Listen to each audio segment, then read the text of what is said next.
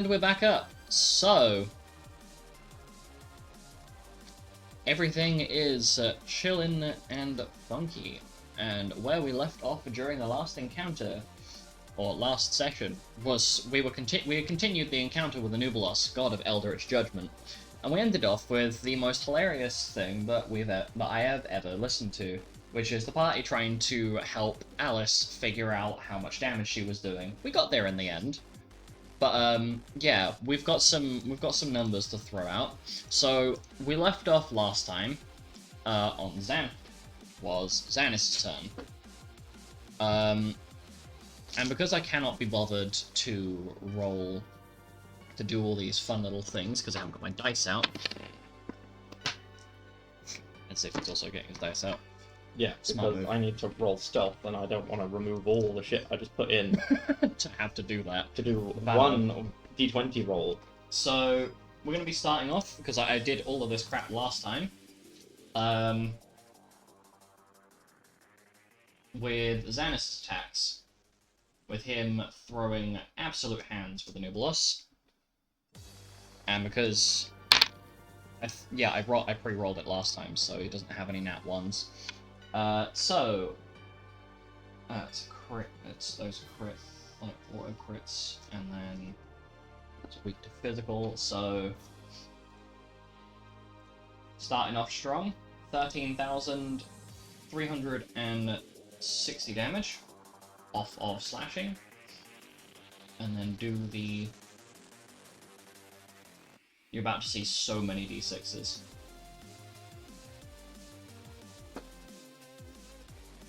And I have to times the whole thing by 4.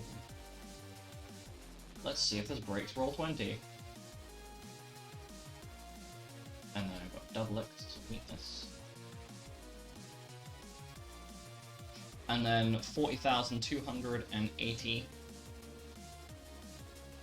points of lightning damage. Ending Xanis' turn. Oh, I've been doing this wrong. Oh. Shroud in Darkness, 4d6 is not sneak attack damage, it is considered sneak attack damage. Mhm. So, actually, alright. Well, whilst I'm just rattling through what I had pre-calced during last session, Andromeda, do you want to try and figure out what you're going to be catapulting at this thing, whilst I'm sorting these? Because Andromeda's in the turn order. I'm sorry, I know. I'm on the second line of my calculation, by the way, in case anyone's wondering. Right, I'm going to pretend that I planned everything. I did not. That's perfectly fine. So Galgan is then going to unload a major volley of arrows into this thing. You thought I was going to say unload for a different reason. You filthy-minded home. To like the one person that was going to go sit there and go, that sounds questionable. So Galgan, gay. I know, right? Galgan's salvo of shots does 31,696 damage. The fact that I can see the health bar has moved each time I've done an input makes my brain very happy. Mado, unleashing his actions. Unfortunately, he can't really do much with his. He can't really jump on this thing because it will bitch slap him out of the air, and it's not actually going to do anything useful for him. It's 12,128. That's the end of your turn. Cessna.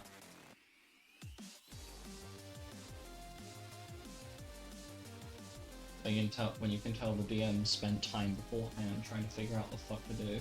I'm big brain. I am. I just thought big brain thing. Oh no.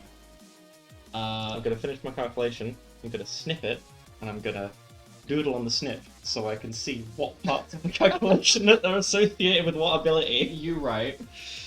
Because the modifiers are probably going to change before my turn. More than likely.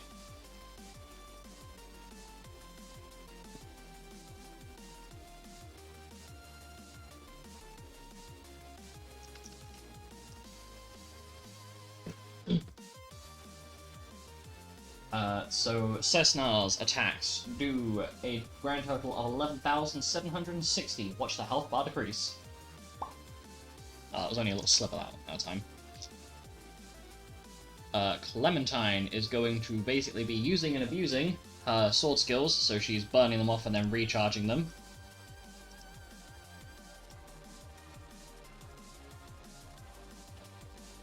I cannot be bothered to roll for, wait, what's our crit rate like? Yeah, I can't bother to roll for that. So I'm just gonna, like, do that. 6, 8, 10, plus 180.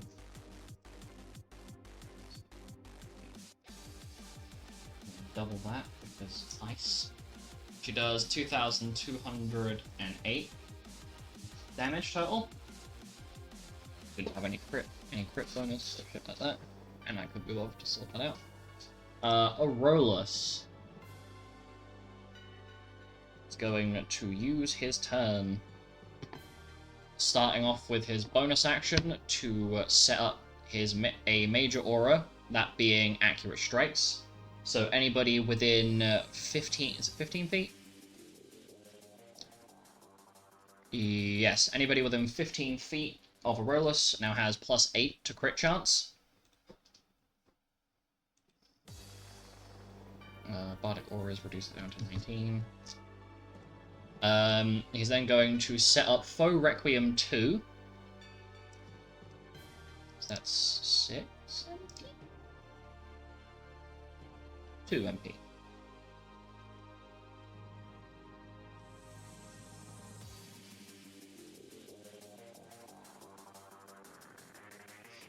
So Anubilos takes 56 points of non-elemental damage, and that will be passively happening each round. And then he is going to use the whole of his Greater Quicken and the rest of his turn to cast Amethyst Emboldenment 7 times. So this is with a caster level of... Oh, I've got to remember now.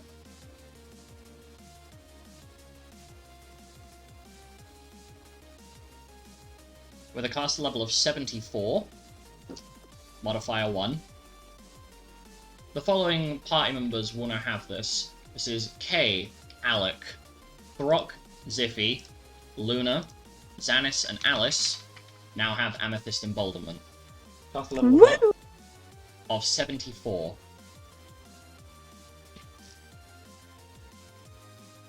Modifier 1, I'm guessing? Yes. This also gives you a Moment of Greatness, Runic Amp, and Aura Break.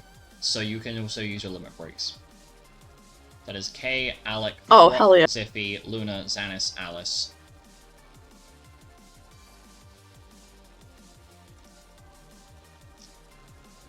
I think only 2 of those are one. I've got to deal with Kay.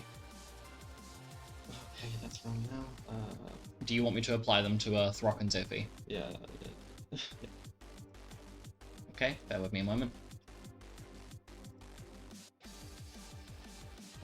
This is where it turns out that I've like miscalculated completely. Yes, that's Alec. Luna, that's Alice, that's 3 PCs. The 2 NPCs that I deal with, and then I'm slapping this down on Throck and Bonk, so that's added to Throck's sheet. And then I have also... Oh, you've already added it, just to Zippy. Sorted. Yeah. So, just on my notes, Mog, Ra, and Orby. For you. Oh, shit. Do that. That is the end of Aurelius' turn. Libidine going to use his first 3 actions to cast Temporal Jolt. Poor guy. He got royally fucked here. That's, he's got Accurate Strikes active. What's the bonus to 7, so no. So that's a hit. That's a hit. That's a crit. Okay, so...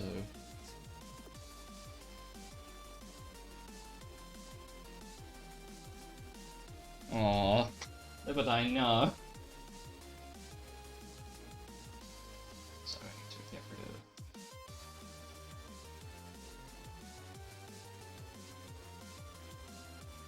One, eight.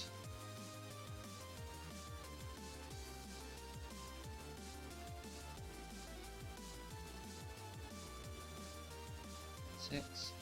And is then going to use his remaining five to cast Lashes of Eternity. Which I think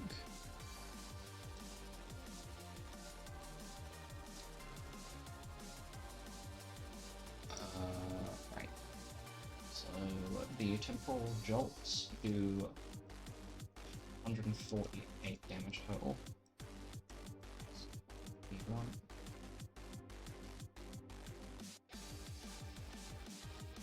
What did Amethyst Involvement do again? What did Amethyst Involvement do again? It increases your physical and magical damage. Physical.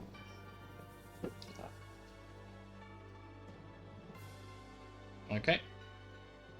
So I'm just gonna remove the MPL for now. Boom.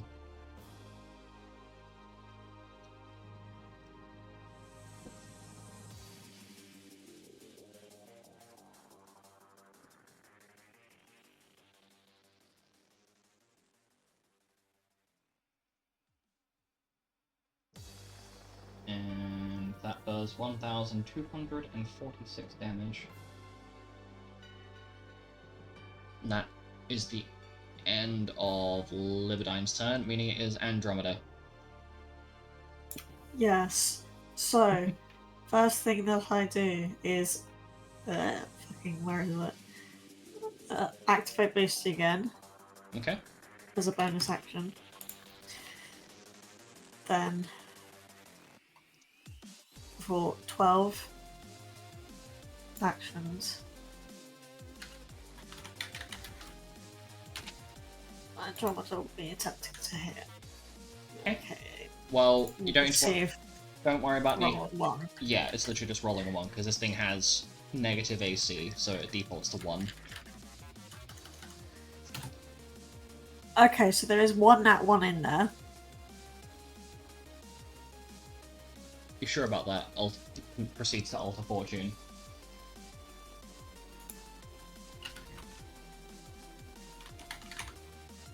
Well, where's that one? Okay. How many of these are crits? 1, 2, 3. Alright. I'm now just going to do this. Oh, right. Before I forget, as a reminder to the party as a whole, the current law is movement. Yeah. Cannot be made, just in case anybody forgot. I realized I didn't address this right at the start, so whoops. You bet I remember! Everyone's just like, uh-oh. I nearly forgot. Don't blame you. Okay. I nearly forgot to bring it up, so go for it. I am also going to clarify that all of these attacks are done with weapon mastery. Okay. Duly noted.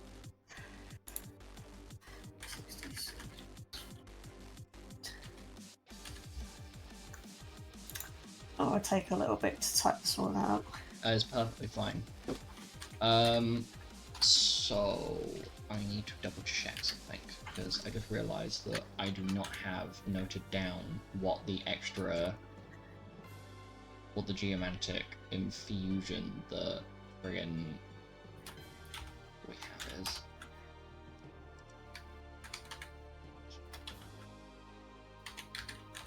There it is.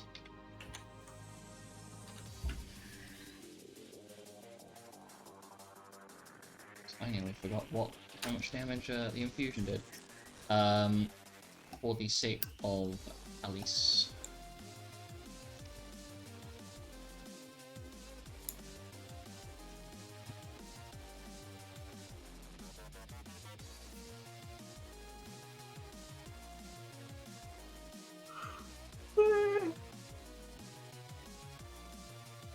Okay. So it's 1,944 slashing. Okay. Have you doubled it to include the weakness, or do you want me to do that? I forgot about that. Okay, so that's 3,888 damage. Actually, hit the third 8. There we go. Boom. Is that the end of Andromeda's turn? Or are you using any bonus actions, etc.? I only use the one. I don't have. Yeah. Yes, it's Understandable. So, we go to the top of the round. Yes. I did just say that. And Anubilos is going to be a thought. Let's start the round. Say 1. That's fine. Please don't be a bitch.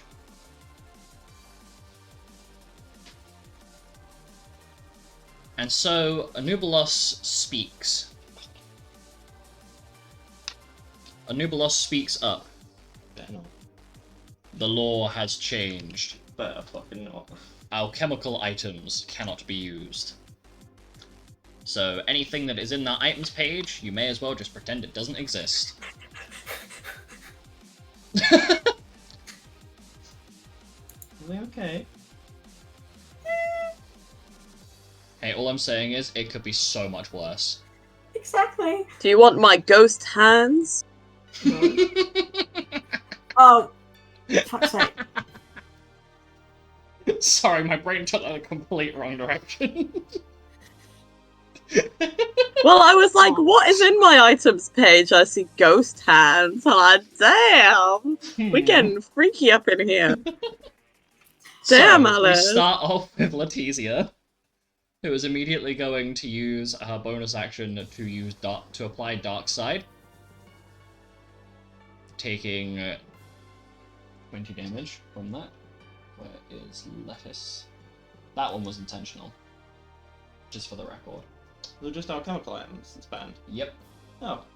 Alchemical items are banned, so that includes if items are consumed via abilities such as Auto Potion or similar effects, but nobody has Auto Potion, so 'tis all good. And then she's going to use all of her actions to attack. And I did this beforehand because I am lazy.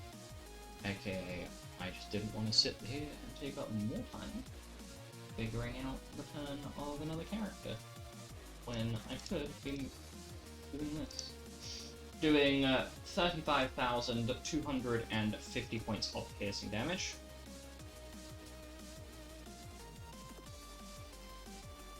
Another little bit of movement. And we come around to Anubilos' turn. Oh my god, yeah, I forgot how fucking badly you crippled this guy. So, pick somebody at random. Ooh, I don't like that. As Anubilos shifts and looks at Galgan before clenching his hand into a fist and slamming his fist down on him, rolling a 410 to hit, which definitely hits.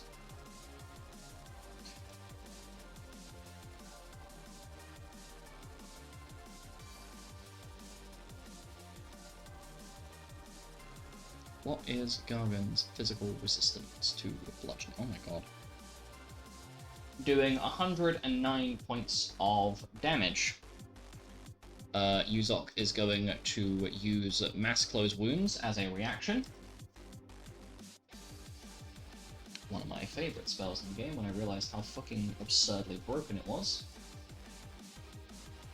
Healing him for 328 HP, so basically Galgan takes no damage. Forgot how hilariously you guys muted this guy. Oh, right, yes. For the clarification of the party, Chronomantic Acceleration reapplies Greater Quicken at the start of each round. So all of you have Greater Quicken once more. And will do for the remaining 17 rounds that it's in effect. That's why the time sages are terrifying. Hell yeah. Oh my god, I love you.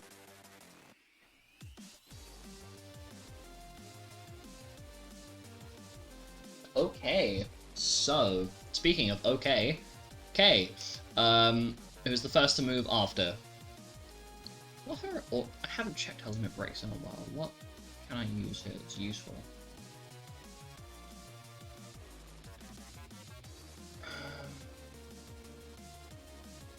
No. Come on, there's gotta be something.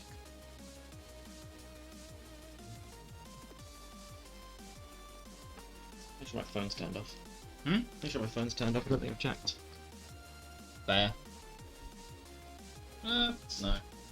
Okay, so she is going to spend her turn, proceeding to cast Scathing Starlight with every single one of her actions. Is this an expensive use of MP and a rather silly way to use up MP? Maybe. Is it cool as fuck? Yes. So she has 4 actions, so that's that. So 90 times 8 is 720? I can do maths. 720, yeah.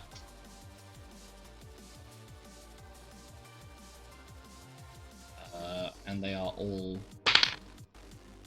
That's... Oh right, she's got a Rolus next to her, so that's... Rolus's thing was plus 8? Oh, this is gonna... Oh, fucking hell. Okay, yep. So, first one crits. Jesus fucking Christ, girl. Oh my god. You guys are gonna look at Kay in a second and go, Jesus Christ, what did he do to you?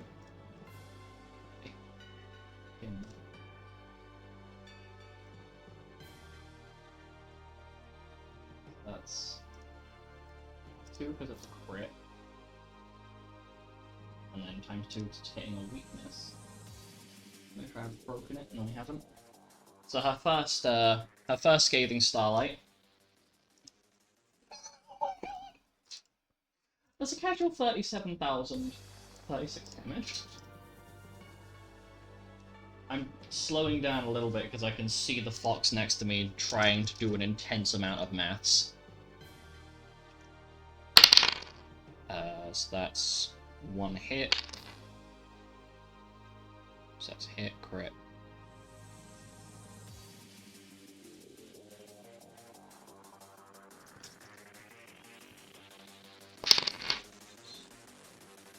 There's 3 left, so that's 2 crit.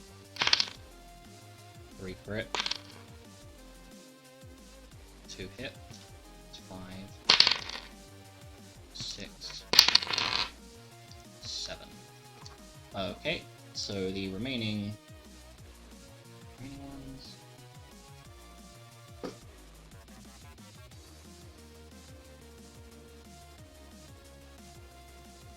gonna be logical here.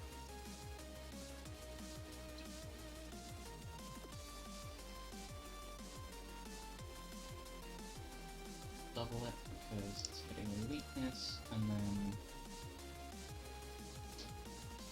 times it by 4 because it's 4 of them. So the ones that didn't crit together do 14,312 damage.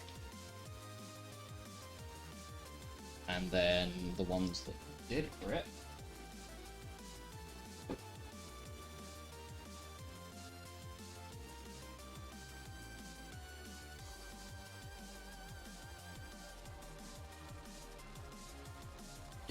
do 21,558. Sorry, 21,588. Jesus. Luke was epically misreading basic numbers. So you still have the 4 breaks, but everything else is done.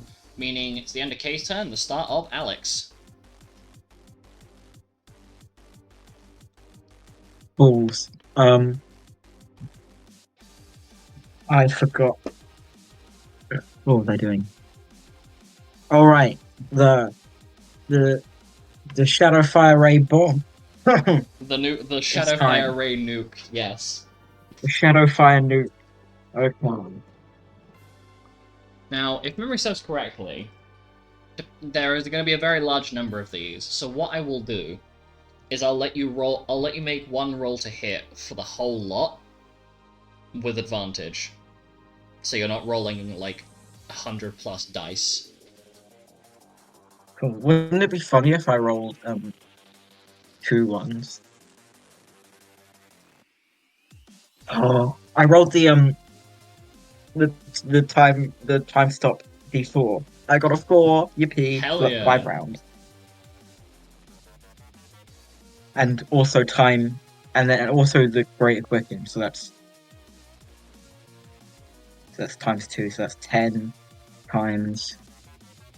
How many actions do I have right now? 4.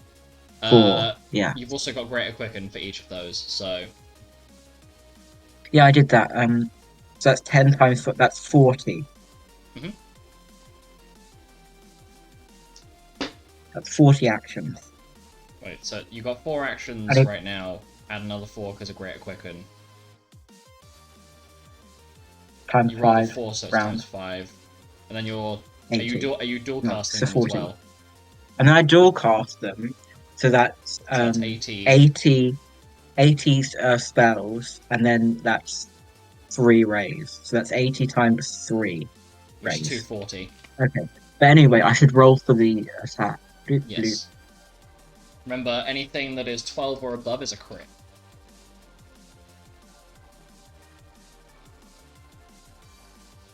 What is the DC again?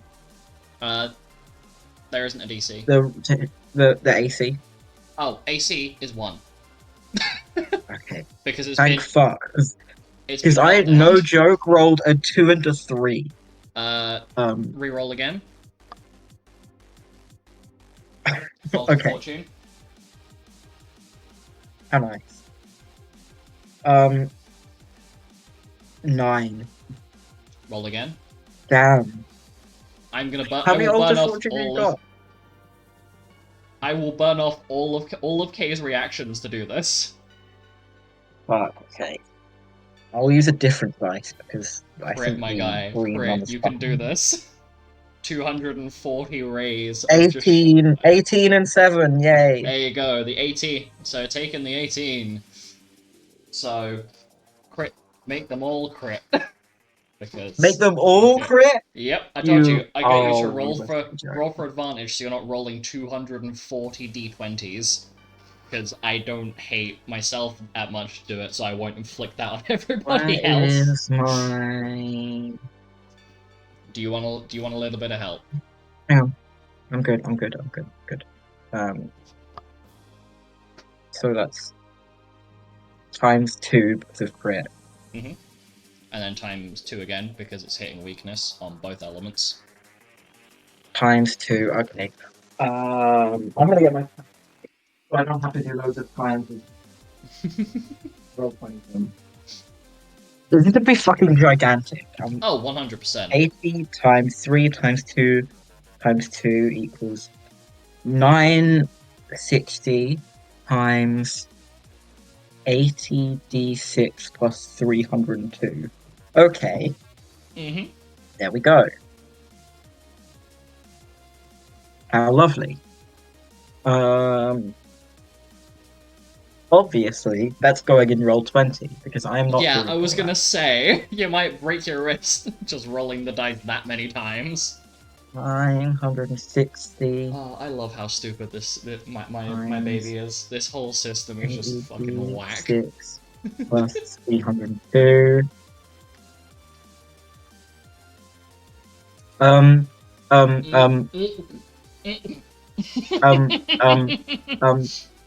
Jesus fucking Holy Christ. shit. um, Holy Wait. shit. So it's double. Yeah, that's double. It's yeah. already doubled. Okay, that is correct. So Alec, you stop. This is with all of your actions, right? 556. Awesome. This is just the time stop. Fuck.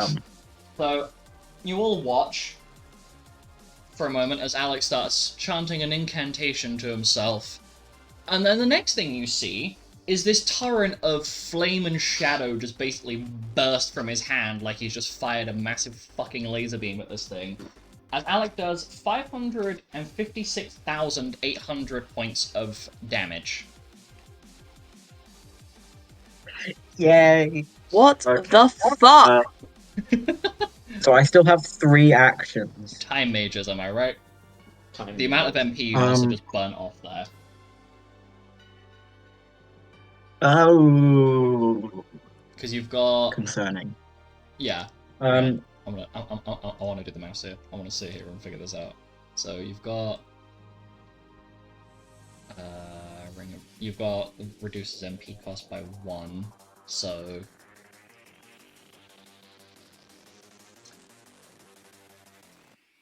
So you're at you are a casual 0 MP right now. yeah. You're still gonna let me do that even though I went over? Oh, I don't give a fuck. I will. And oh my god, I just realised something. Alchemical items are bad. What I will do is say that. So, how much MP did you start off with at that point? You have like 600 odd, didn't you? 710. 710. So 240 times Minus 5 like 1,000. 710. And then what's the? Remember this correctly. It's not a rune because that takes 5 times the amount. Well, technically, if I take one of the actions in the time stop, move it outside the time stop, and use a chemical item, he can't see it. Technically, no. If you want to Well- run the risk of that, what I can also offer as a No, I trade-off don't. is giving you inflicting damage from basically burning such a large quantity of MP that you actually channel some of your life energy into that spell as well. Okay, If you Do would that. rather that. Okay, Alex so How much? becomes old and melts like. so Razor doing the Lockhart style. doing the conversion rate, you went 490 luckily I'm immune to MP aging. over. So Yeah, you went 490 MP over. And because I'm not going to inflict upon you the red mage conversion rate, I'm going to give you the slightly reduced conversion rate. So it's 1,470 damage. should I put that on? Yes. Minus 1,470. 1470. I'll put it in the chat for you. Ouchie. Ooh. I might spend some. Let's see how much for my healing. I do have a little bit of healing magic. Let's see if any of it's worth Healing magic, you say? anything. With what MP? I do have some. Actually, you could use your convert ability from red mage. Allows you to transfer. You can regain 20 MP by sacrificing what? So you can lose 100 HP to as a bonus action to regain 20 MP.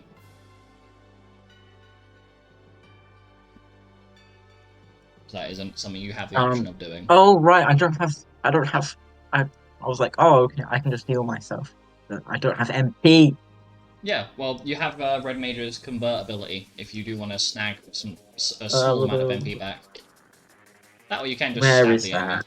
It's it'll be like midway through. Yeah, actually, I will just stab and hope someone Wait. else heals me. I have. Retract that statement because you're stuck in play. Wait, no, never mind. Ignore me. No. I'm forgetting the fucking law. The Ignore me. movement thing has changed. Yeah, it's fine. I realise. Yeah, it's alright. So I will move up and roll 3d20. And you're still within the Aurorus bubble, so you crit. Yay! You get +8 to crit, and oh, I should actually make sure that I put in my notes. Does that damage come off Crit. the enable self bar yet? Not a crit. 100,000 damage. Crit. 2 crits! Yay! Yay! Oh, can I sneak attack? You can certainly try, but I'll be completely blunt with you. Unless you can roll over and you can casually roll over a 90 with your stealth, because we had the same problem for Oh, Lunannon. don't I have Mog and Runic Camp? You do have both of those things. Would it be silly to use them with sneak attack? Up to you. It is your decision. It would be. It would be silly, and yet I'm still gonna do it. Sneak attack. So that extra damage. So Mog doubles my thing. Does double it beyond like 80, or No, it does not double beyond 80.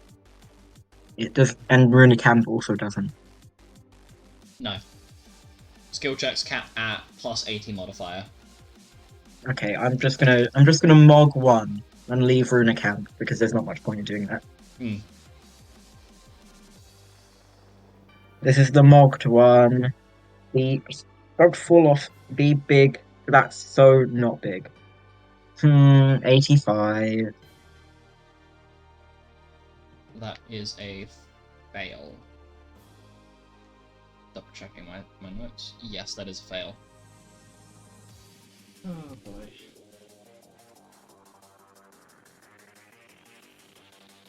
Just looking in chat. Anyway, the other ones are definitely fails. So let's just ignore sneak attack for a second.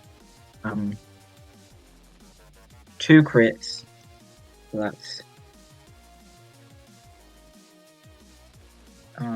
3 attack, 2 crits. That's 5 times 46 plus. I might runic amp damage. Go for it. Can I runic amp the damage? Yeah, Is so that long as you that's do it before times you roll 3? it. Times 4. Times 4. Oh, times 4. Oh, Mhm. sexy. I know, Runic Amp is pretty hot. So 4 times 5 times. So 20 times that. Oh.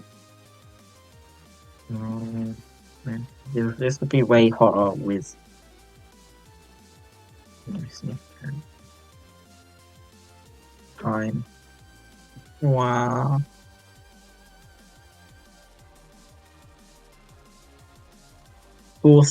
$4,620. Am I being a moron? Does that say, 20 times 20? Yeah, 3 attack, I'm being dumb. 2 crits, times 4 for runic amp. Right. Is Yeah. is So, 20. don't mind me. What are you laughing about? My notation. Oh, method. yep, never mind, I just saw. So that's 4,260 damage total. Did you include the weakness in that? Nope. Nope. So double Okay, that. so it is a casual 8,520 points of damage. And then I will take a time mode once again and hope someone has a increased this fella's MP spell. Doesn't your correct me if I'm wrong, but doesn't one of your weapons have like an MP drain or life drain effect? 50% of damage dealt to target with weapon is given back as to weapon wielder as HP. It's HP, right? Is that the one I have right now? That's the one you have equipped. Yes. I'm surprised you're not using the blaster scimitar. Ah, well, you see, I didn't see that it was That's perfectly not. fine. If you want, I can just let you flip over between the weapons. I've already rolled though. Yeah, I mean, it's in like. And won't I can take have it too long. HP. I can have HP. You That's know what? also You're very right. good. Yeah, you're right. Where is my HP? Okay, well, I presume that is the end of your turn unless you're moving back. That is my turn. 5, 6, 20. Okay, so Nolan is going to use his bonus action to switch over his spiritual balancer to holy, and then he's going to whack the thing several times over. Now, I forget what Libidine's accurate strikes bonus is. 7. So I'm not going to bother rolling all of these, he says, proceeding to get his dice out.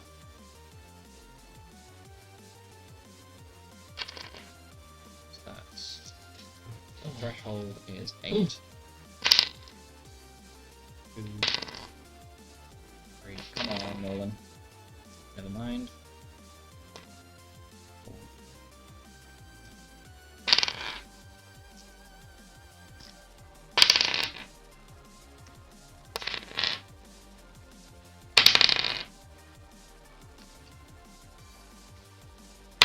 we gonna get 50-50? Nope, we're gonna get that. Okay, so...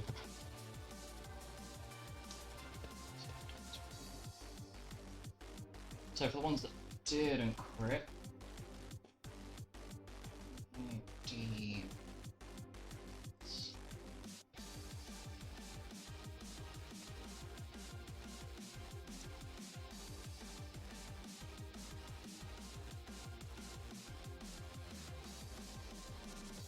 Double that because it's hitting a weakness.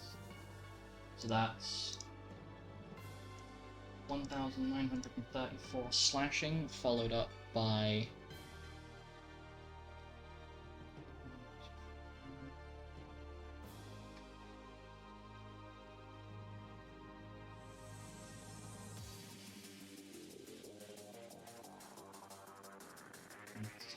double it.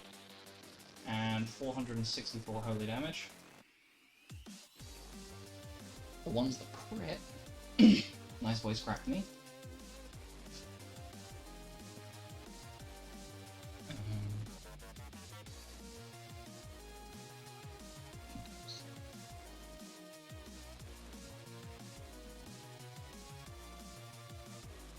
What is no one's crit modifier for? And double it for his holy weakness. That's 2,752 holy damage, and then the slashing, 7 times 6.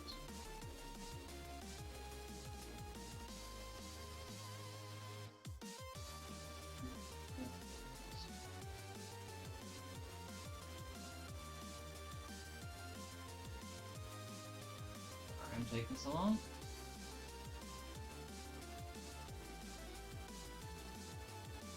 And then 11,632 slashing damage.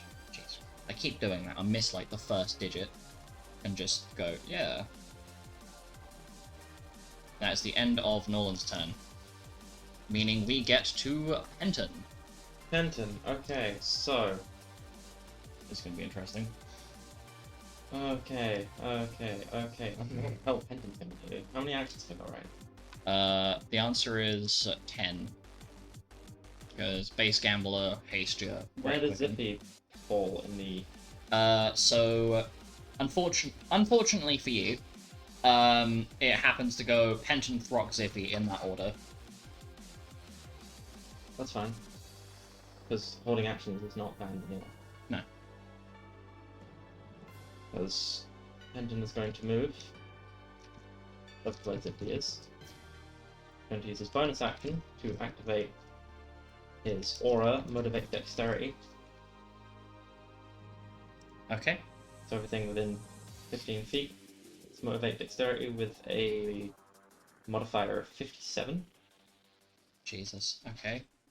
So that is that is Alec, Aurelus, and Zippy. So now that he has buffed up Zippy, he is then going to use his Phantasmal Swan Song to make a duplicate of Zippy. There are now 2 Zippies. Oh god. That's fucking terrifying. And Right. both Penton and the duplicate, because I really want to get this maths out there, are going to hold the rest of their actions for now. Okay. Until Zippy has done his actions. Yeah, what was the modifier for Motivate Dex? Sorry. 57. 57.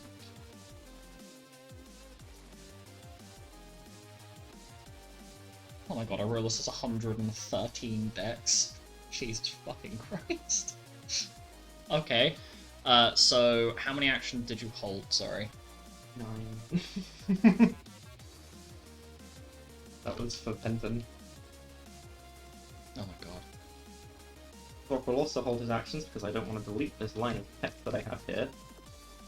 So that's holding 12 actions. Very convenient that they are all next to each other.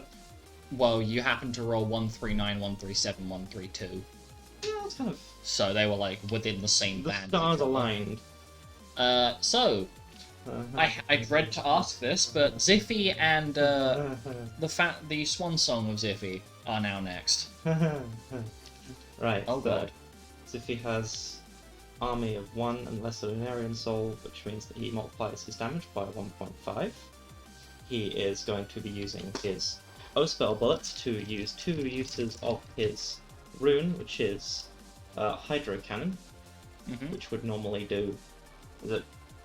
Would normally do 90, 100. yeah, and 90, Zippy. 100. And then, because of. Oh God, I've forgotten all the maths that went into this. But, I don't have to bore you with this. So I'm just going to read out before I hit the. They can the have a MP. look at it as and when it's Yeah, when but I it's want to read placed.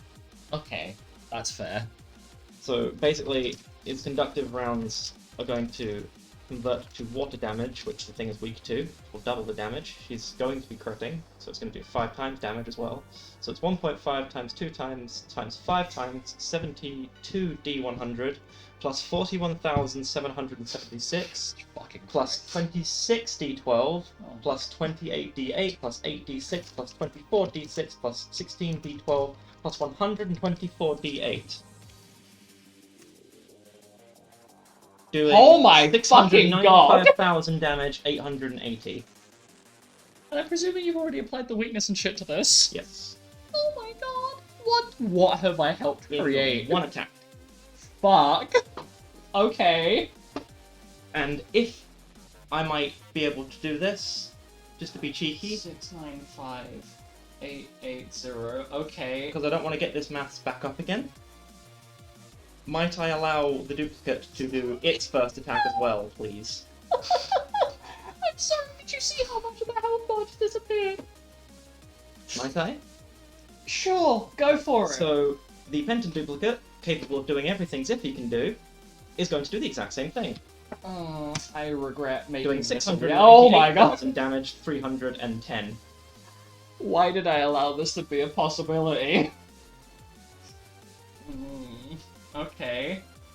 So, watching that health That was bar, mogged and runic amped, by the way, I had gathered. which the duplicate Zippy had from Amethyst Involvement, Mm-hmm. as well as the regular Zippy. May I just ask everybody to look at its health bar for a moment and just...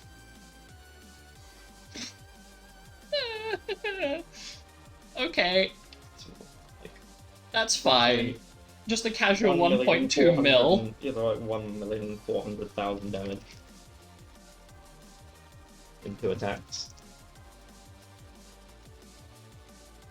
I just have to point out, this is the entire reason why Anubilos has so much health, because this. I'm pointing at Ziffy right now So directly. now- This is so the problem. Mog and Runic Amp are gone, Yep. so that takes. Well, that's a pretty simple way of doing it. So what was the number? It was 41,776. 41776 divided by 8. So it's 5222.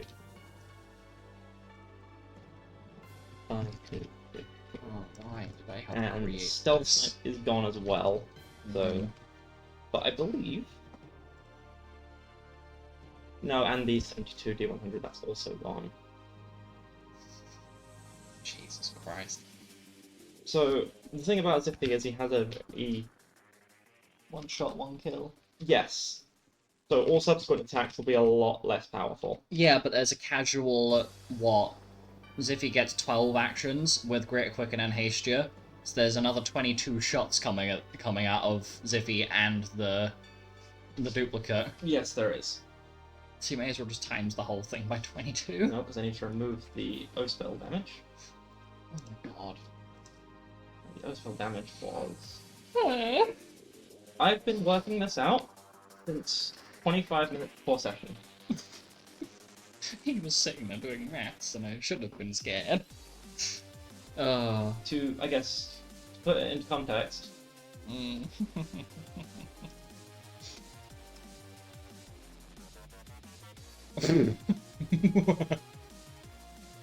Jesus. what weakness and stuff is gone.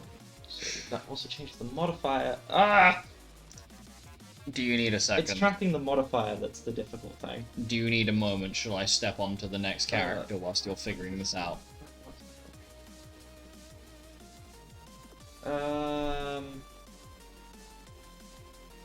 One thing. Okay, so it was the 1872 that's gone. That's a big hit. Okay. 5222 minus 1872. Biblically accurate Ziffy. 3000.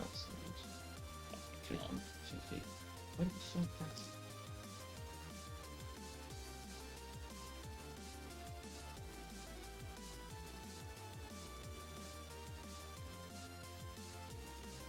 Oh, sorry, no, it's 25275. That's 167. 2527 minus 1.72. Just 655. But that's still doubled.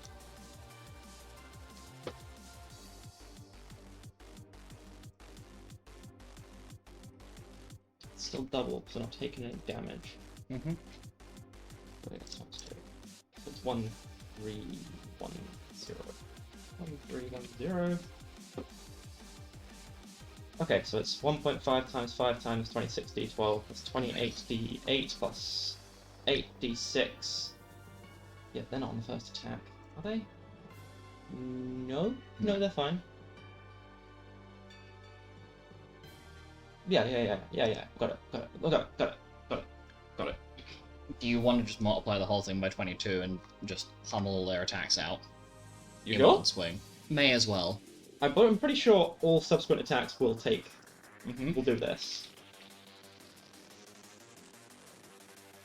Although what you're doing there is if they roll really high, Yep, you're maxing damage. I'm fully aware. I don't think anybody's complaining to see this motherfucker dead after 2 rounds of Okay, combat, rolling 2 22 sessions of combat. times that. This might not even work. That's far better than I was expecting it to be. Probably because it was a low roll. Possibly. It was a low roll though.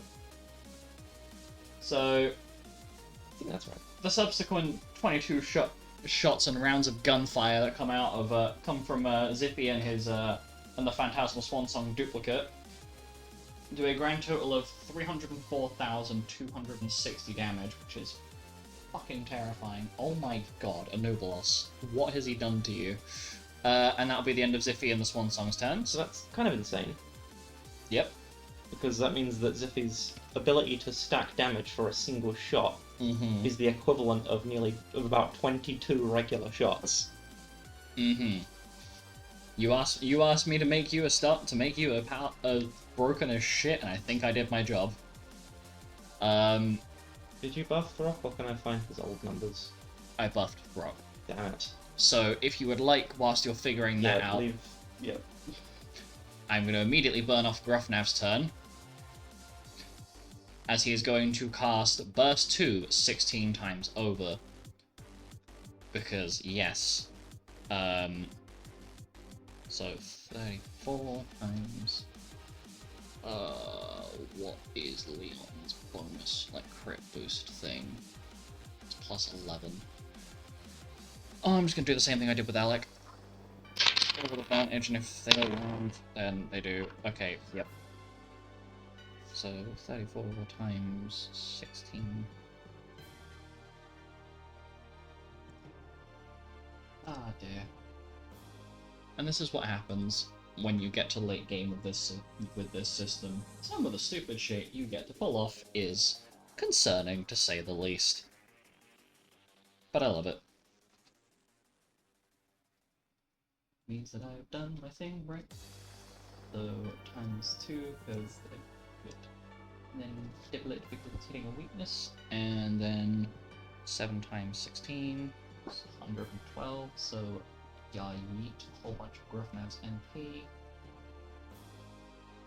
Luna, if you'd like to prepare yourself to jump in next, because I'm going to be throwing you at the metaphorical wall. As That's Grufnav fine. does 17,088 damage.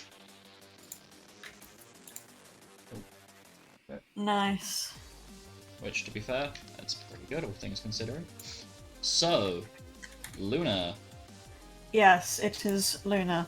So, Luna's going to use the Aura Break to activate, and use a bonus action to activate True Shot Arrow. just so that I don't have to worry about not critting. And then shoot 10 times. But I will be. Oh, that's not correct. But I'll be doing something special with the first shot. And I also have advantage, so in case any of these are a nat 1, I'll re-roll it. It's like, fuck. Just, oh god. I fucking see the fucking second one is. Luna's But I have arrow just advantage, ping-pongs around the 'cause- room. Because otherwise, there are some very, very nice prime targets right in front of me. Anyway, so the first, it has a weakness to physical. It's a crit. This is with. I'm mogging and camping my damage for the first one. 60-10 plus 60-10 plus damage mod, which is 3.4.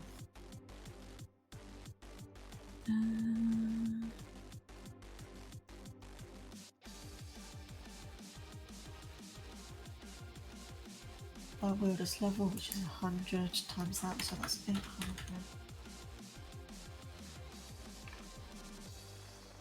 Oh yeah, sneak attack. Sneak attack. Which I learned because I'm stupid and don't read all my abilities, that I always take a 10 on my stealth check, and Luna's stealth is currently 80, which is fucking 90, which... if you have an extra bonus action, you could use one of your key points to give yourself +4, so it's an automatic 94 for the rest of the round. I think that's how that works. I forget. Yeah, I can. Yep, I will use one key point. Sure, I'm probably breaking my own ruling there, but I don't care. I want to see this boss hit the eat fucking dirt. So it's 94. Respectfully. Oh yeah, death mark is still active. That's already been applied. Sneak attack is 68, which also gets multiplied.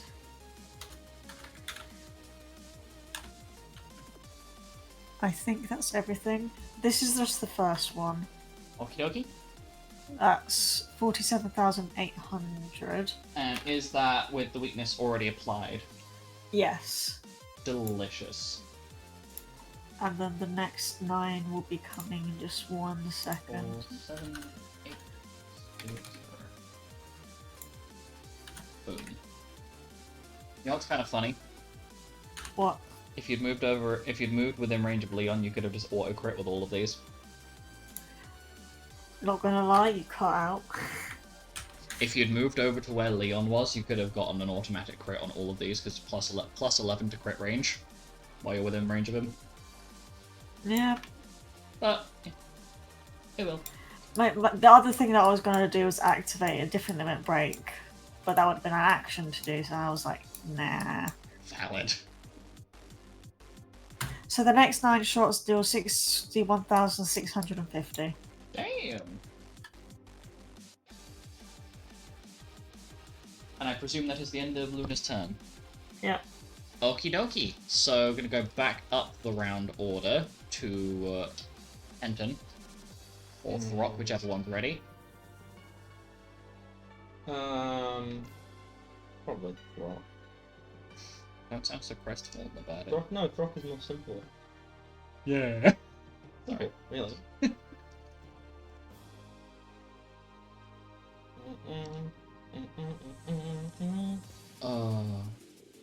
Hey Alice, have you had a look at the little suggestion? If not, I would definitely take a look at it. Smiley face. Oh, I'm looking at it now.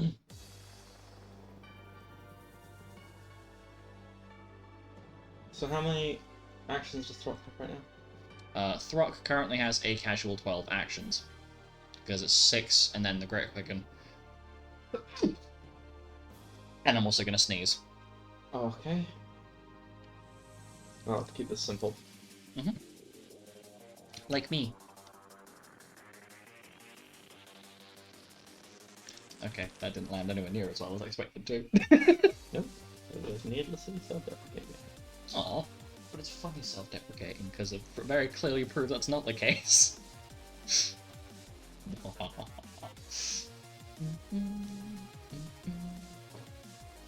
Yeah, after the zippy stuff, I'm just gonna keep this real fucking simple. Rip and tear. So just his base. Yeah, okay. Automatic crit, so after 4, 3 times.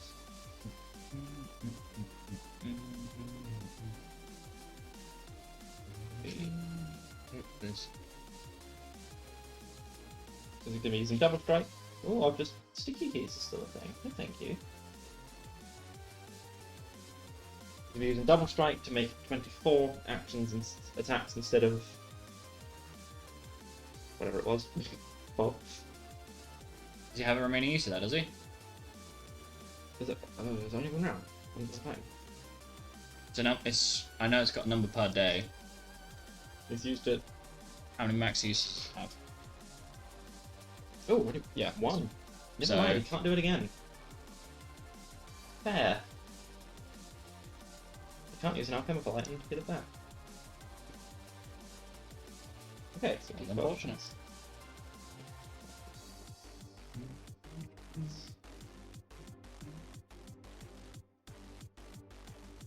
The loss is occurring. Alice, can you make sure that you've got your turn ready? Of course. It's melee case.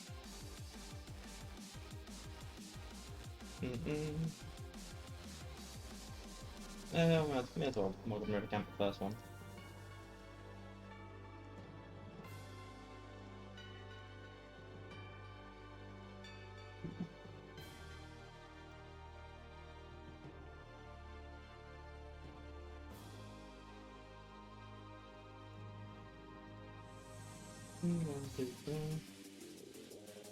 It's a 2,161 damage for the first attack, which is Modern Runic Amp.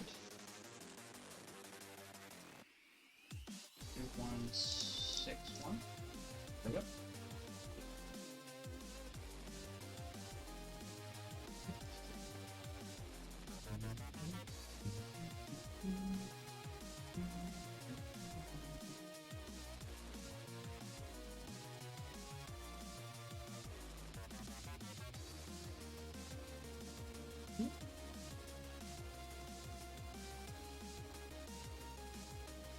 That's not right. Ah, I know why.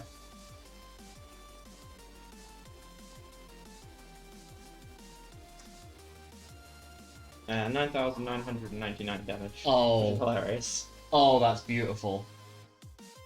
That How Final Fantasy of him. that is very Final Fantasy of him. So it does 9,999 points of damage. Is that doubled for the weakness? Weakness to... Physical. No.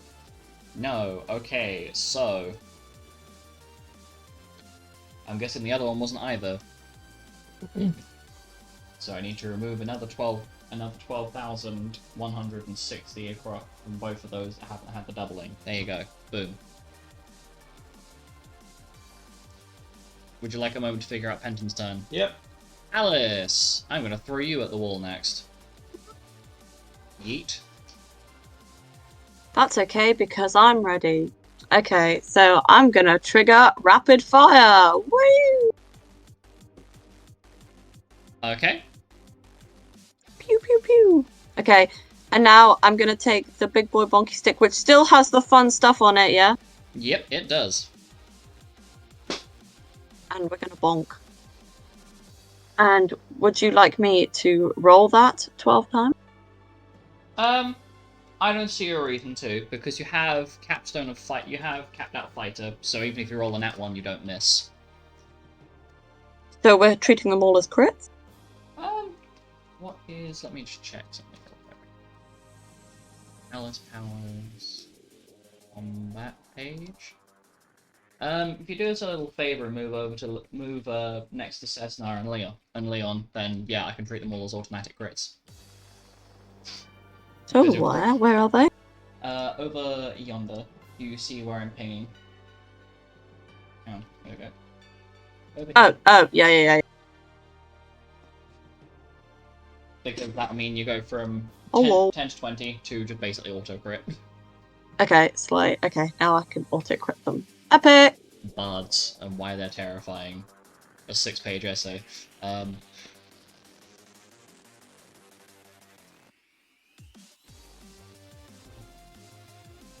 And the whole 6-page essay is just the word doot repeatedly. Okay, now making sure that I've got this correct. Mhm. So...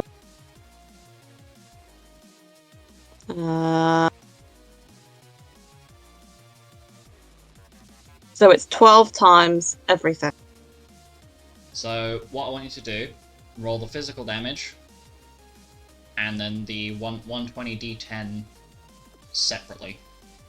So Oh, okay. that'll make it easier for me because brain cells that I do not have. Okay, I'm gonna do 12 times the physical damage, and then I'll do the rest of it separately. Yeah. So your regular bonk as you normally do it 12 times, and then multiply that by 12, and then the infusion damage we'll do that as a separate one. Just to make life easier. So whilst you're figuring It might not like it. Wait, let me try this.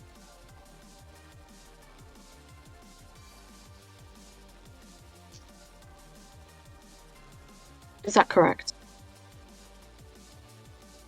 12 times that plus 4. I think so? Yeah, okay. I think it is. It's what I did last week. Yeah. And you've got rapid fire active currently, so Oh yeah, that's not including the rapid fire. yeah, so just basically multiply that by 2.5. Because it's 50%.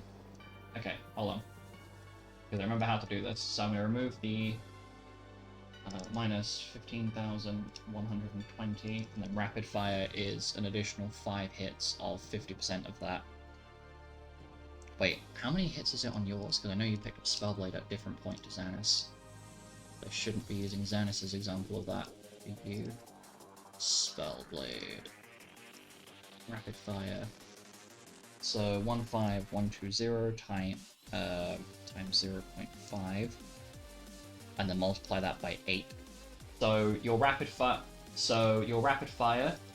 you deal an additional 60,480 slashing damage. Ooh. As you swing the weapon at such a rapid, you land your first hit as each of your hits goes off.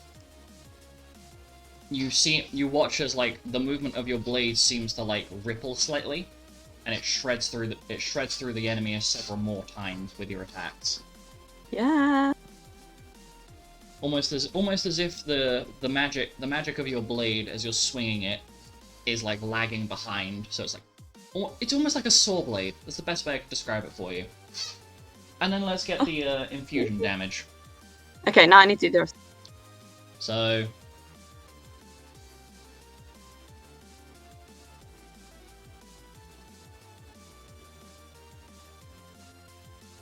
what just occurred? You haven't applied the weakness to that damage, have you? No. So No, I haven't applied any weakness to it. that is perfectly fine. So I will remove another of those, and then 15. 0. Okay, I rolled the next bit, but it doesn't have the rapid fire on it because I assume that the rapid fire is on the other one, and It's on the whole thing. yeah, exactly. So I assume that's done, and then it doesn't have any weakness applied to it either. So it's just like So this doesn't have weakness applied either. Okay, good to no, know. no, But it does have your crit applied to it, yeah? yes. Yes, it does. Okay, delicious. So is 55,000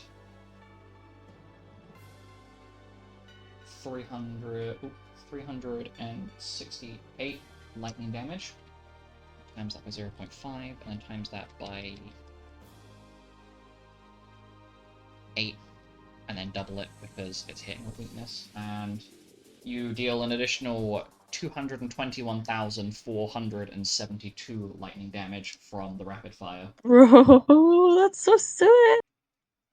Okay, and then with haste, do I get not haste dagger, whatever the big one is, haste plus? Do I get an extra bonus action as well? Yes. You will get an Okay. extra bonus action from having Greater Quicken on you. Oh, greater quicken even, yeah. Whatever one. Yeah, am I allowed to use 2 limit breaks in an action? Because you've burnt off Aura Break already, you've triggered off your limit break for... You've triggered the limit break, Aura Break has worn off once you've activated rapid fire.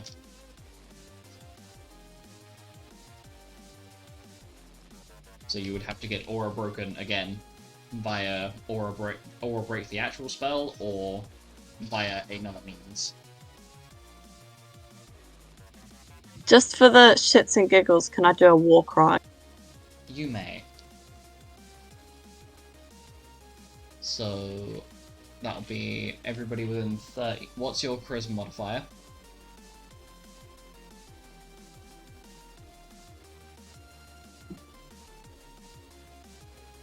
Alice? 25. Sorry, I had to find it. 25. 25. Okay. So that'll be applied to Cessna Galgan. Leon. Oh wait, that'll apply to Throck as well. Yeah, war cry from Alice. Oh. What's it doing? Fine, I'll apply it. You're all getting war cry. We're crying together. Wait, no. Oh. So yeah, Alice, you let out like almost like a Valkyrie-esque war cry that infuses your allies with emboldened spirit, and you are, I presume your turn ends there. Yes. Indeed. Okay. So, Rabbit. Yeah. The black and white one, not the purely white one. Patches. What are you doing? You had 9 held actions. Yep.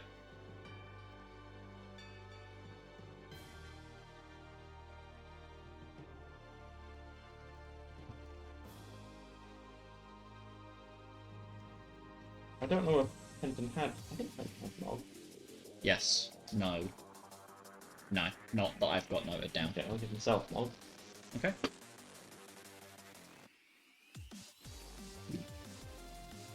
The first, his bonus action was used to motivate dexterity. His first of his actions was used for duplication.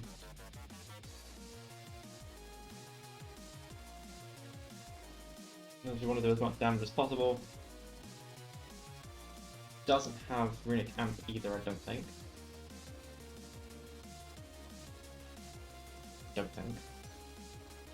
Forget who got given it. Well, as I said, I don't think it has runic amp either. No. He Okay. did not. That was Zippy and Throck, not Penton. We're going to go for evens this time. Okay. So it's the first one.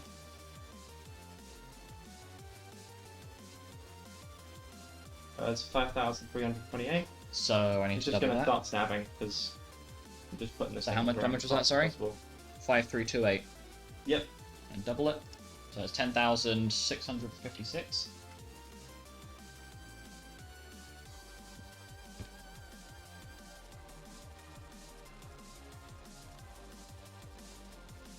I'm just going to give you the number. You can triple it and double it. If I say triple it. Okay.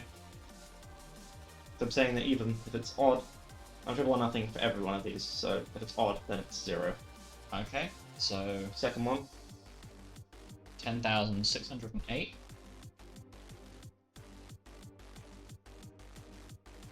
Even again. 1760 multiplied by 6. It's tripled and then doubled. Even again. Fuck, you are getting very lucky with this. It's that this is a particularly even leaning elf. Ah. It's 68 plus 414 times by 4. Clever. Wait, it's it's being multiplied, so of course it's going to be even pretty much every time. Actually, I can't say it definitely correct though, can I? Shit, forget about that. It's fine, just carry on. You're in the Aurola's bubble, so I'll give you that excuse. Okay, so that's the next roll, is it? The 1788. Mm-hmm. 1788.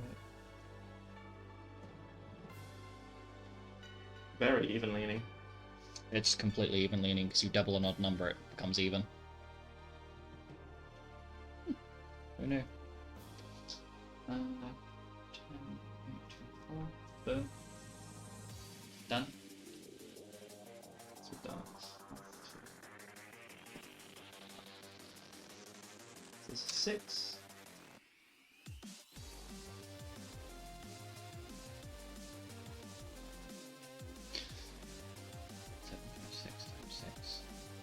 Okay, so that's 10,536. Boom. 7.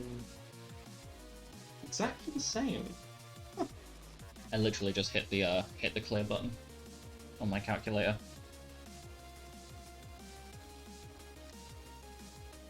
Okay, so this will click. Thank you.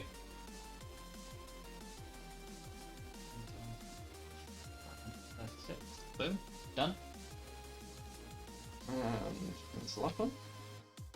Okay. 1784 times that. It's minus. That's the end of Penton's turn, yes? Yep, there's definitely better ways I could have spent the turn, but oh well. Fuck it. Too much stuff to do. Don't blame you. So, Xanis, I'm gonna skip over Leon. Leon's gonna let the little fox guy do his thing. Xanis is going to activate Rapid Fire. Oh, I swear, making this boy replacing the last class with Spellblade was the best fucking decision of my life.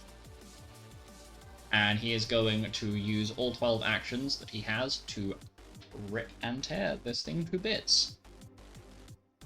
I'm not gonna bother rolling, because I can't be arsed.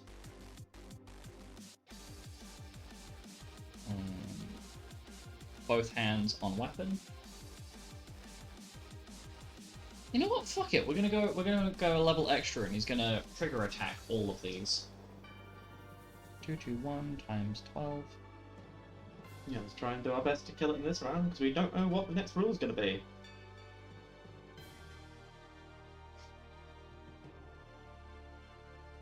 I think the joke was breathing is banned or something like that.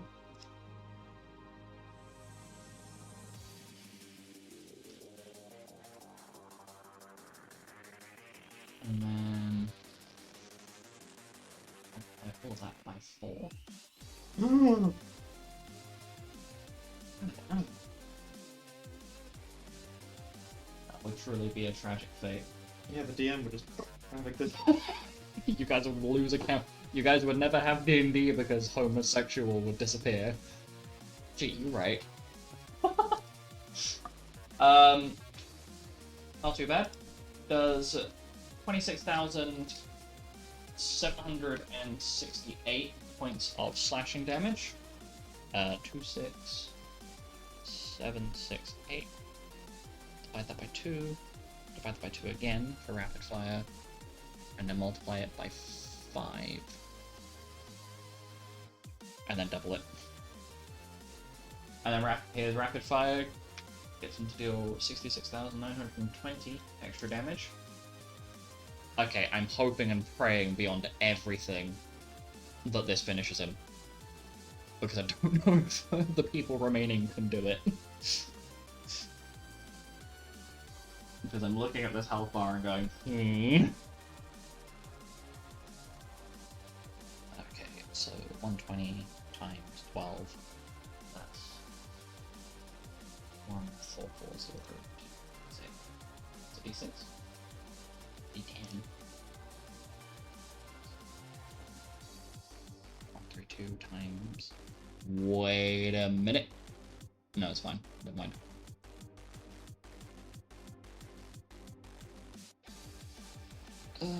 Times that by 12.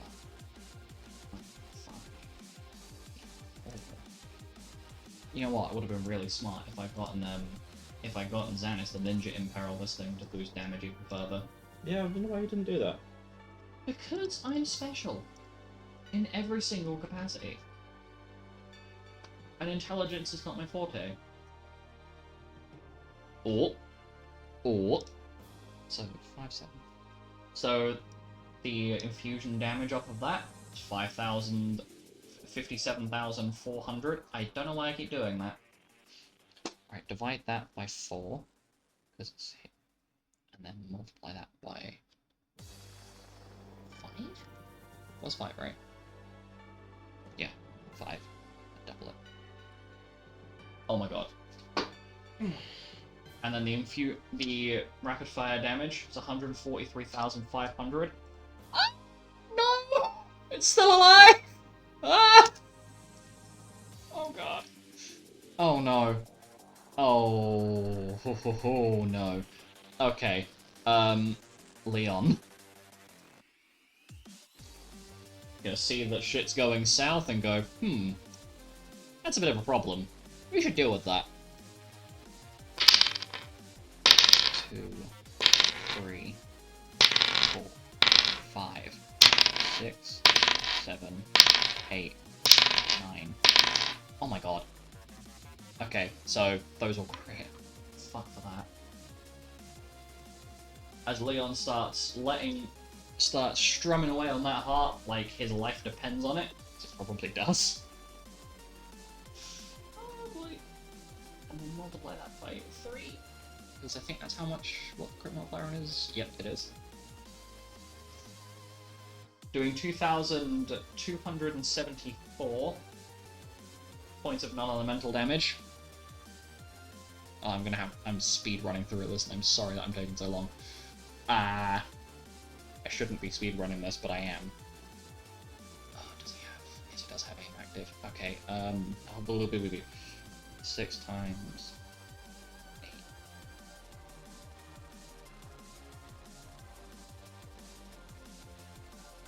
Wait, no. It's 11 times 8. Because you friggin'...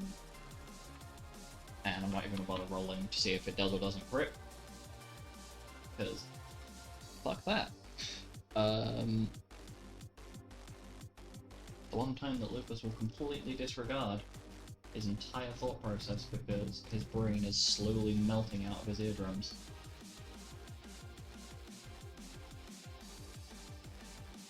So Galgan unleashes the next volley of arrows,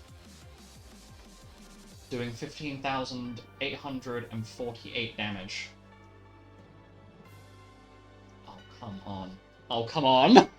Why? Mado? Please? Please tell me you have enough MP. Please.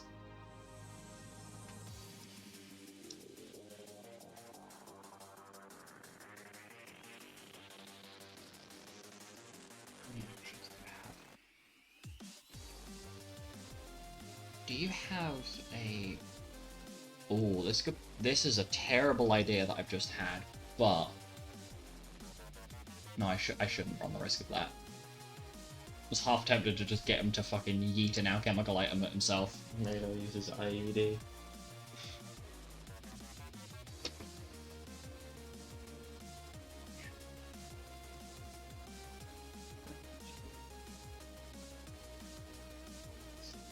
Oh my god. I am sitting here metaphorically screeching. Who are these arrows being aimed at? Anubilos. Oh, slow. Don't worry. The next rule, not healing Anubilos is banned.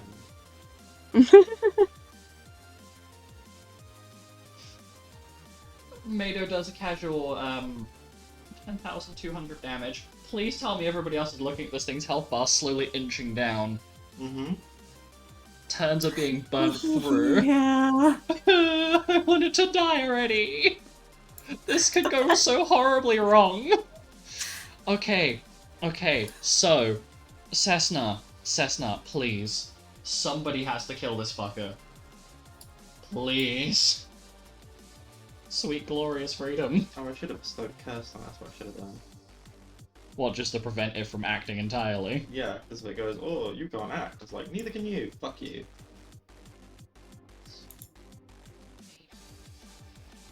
That whole thing by 3, and then times it by 2, because I'm not bothering to roll for crits because you're within the Leon bubble.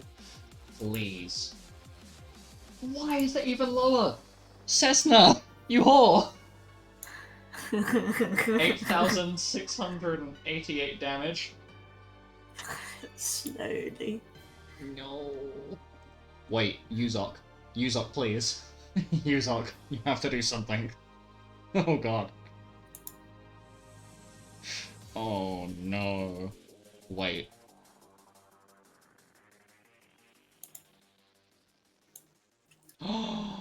Oh, I'm big-brained. I have the intellect of a cheese wheel. Is you. Oh, I'm quietly stressing out. Okay, so Yuzok. You his inflated cranium.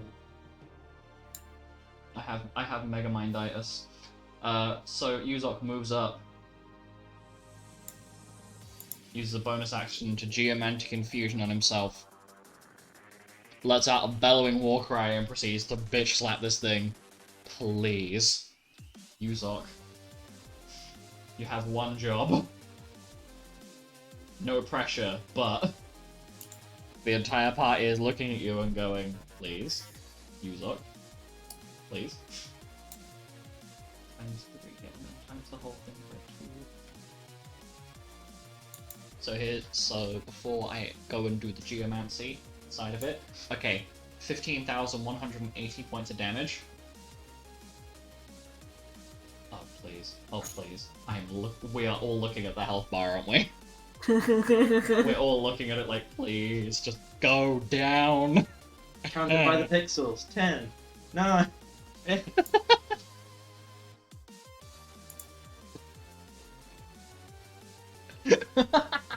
Sorry. I'm laughing because I'm a little anxious. Please. Okay, right. Okay. So, double the number of dice, and then, because it's the ability, so that's double damage dice for Geomancy. So that's...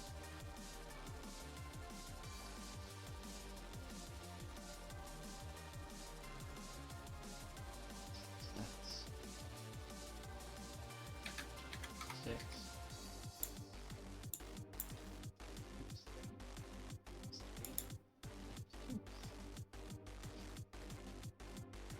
Ah! No!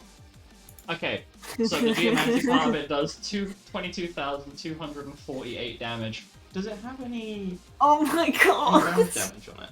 Hmm? Does it have any round damage on it? Very little. No one put a bio or anything like that?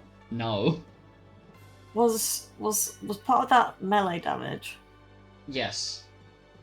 Can I opportunist You may. Andromeda? Does that mean I can just do what I normally do with Andromeda, which is apply the fucking weapon mastery? Or does it have to just be base? It's a free action to do it, so you can attach the weapon mastery to it as well. Okay, good. This is multiplied by 2 as weakness.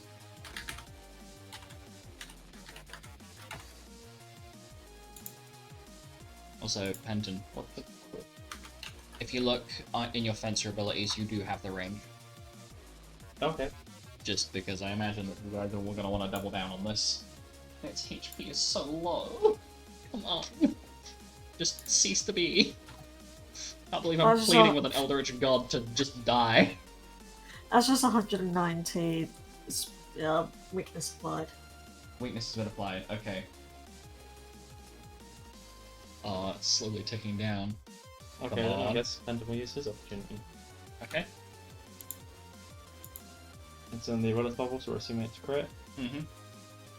Okay, can roll, I suppose. It's a 3. Does that still correct? The Aurola's bubble bonus is +8. It's 8. Yes, it does then. It's 10 from base. That makes 2 correct. Should I triple or nothing it? Go for it.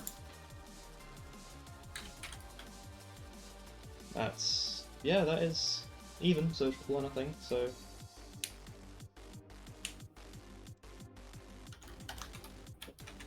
That's hitting a weakness as well. Mm-hmm. So that's 5,472 damage.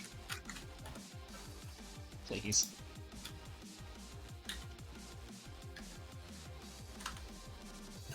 Oh, pardon me. Lightning Strike is a free action. Hmm? Melee attack, defense, spin, conditional attack straight afterwards, or remaining attacks for the rest of the round. Okay. Go for it.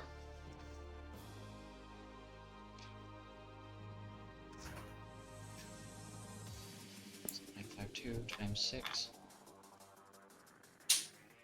So that's another 5,712.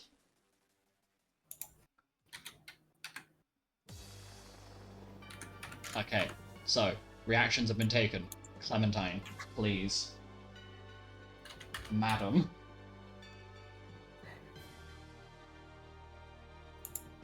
Clementine is going to move over yonder.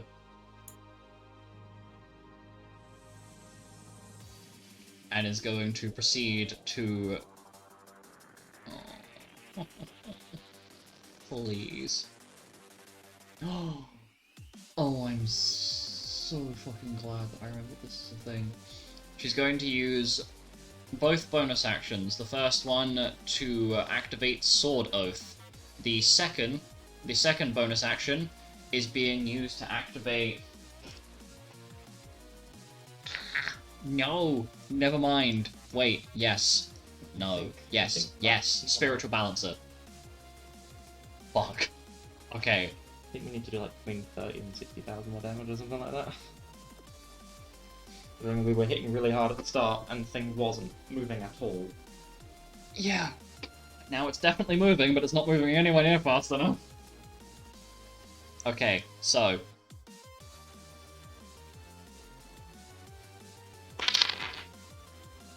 I'm gonna do a singular roll for a lot of these. It's an 8, so yes, that hits.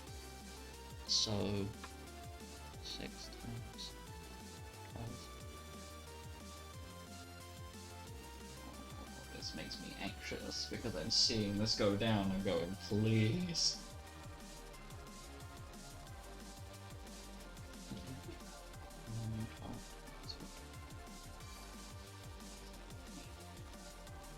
And it's crit, so double it. It's also a weakness, so double it again.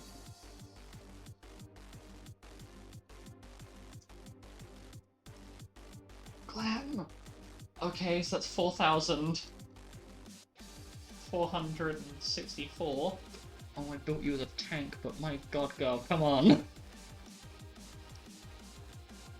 can't zoom in any further, the health bar keeps disappearing. Aurolus. Oh god. Aurolus. I don't know. He doesn't have a limit break to make use of. Please tell me there's something I can do here. Not that break, what the fuck's it called? The Shattering Emerald, what the fuck's it called? But he's only got... There's a lot of buffs active right now. He only has 3 buffs active on him right now. That's the only the problem. buffs active on him. Hmm? There's only the buffs that are active on him. Yes. Right.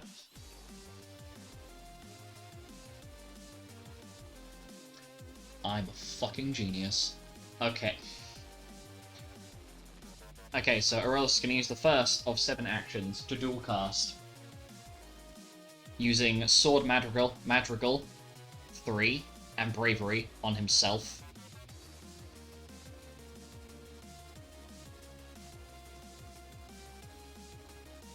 There's only one way that this can go.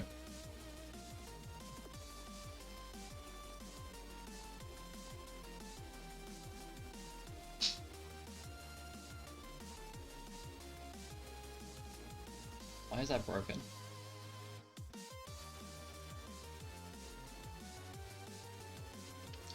Oh, that's why. I've been asleep a million times now. There we go. Oh, please. He is going to take both hands on his warhammer,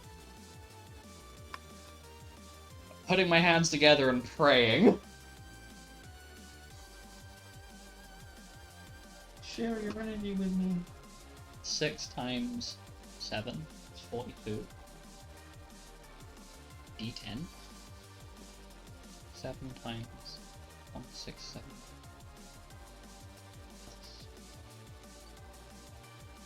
Wait a second. He's got a major aura up, but he's not got a minor aura up.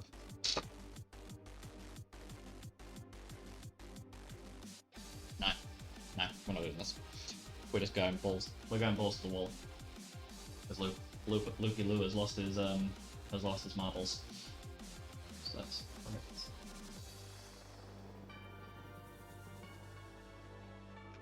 Okay. Please. Ah! Why? Doing 11,184 damage. Did you add the motivate dexterity and to Aurelius? Yes. Okay. Aurelius's Warhammer uses strength, not dex. Ah. Libidine, please. You are Penton's big man. You What does have Lupine use? I'm using strength as well. Yes. Wait. Oh my god, I'm such an intellectual. I'm really not, but I just had a really smart idea. Libidine is going to use Motivate Strength and is going to make the round circuit around to Andromeda. Oh no. So you now have the benefits of Motivate Strength with a modifier of 31. 31. What cost level that? Let's go to sleep.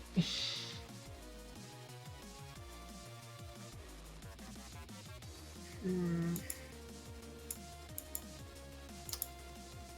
And then... Come on. Has to be something. Did Aurelius use his bonus action? No, but there was nothing I could have done with that bonus action. Motivate strength.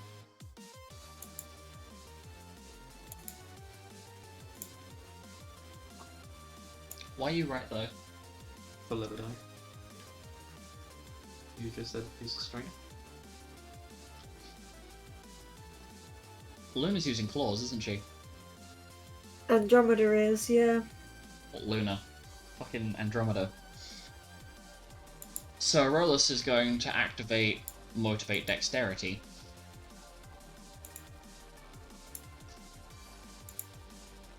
With that bonus action that I never used.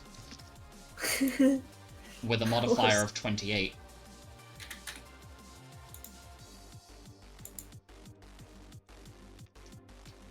Okay.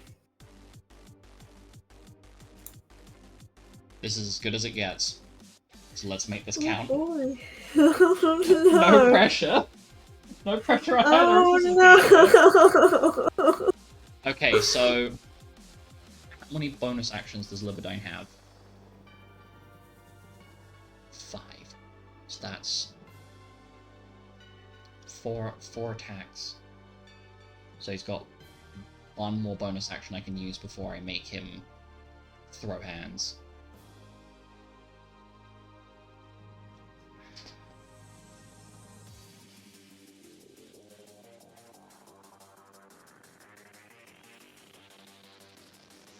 What is it?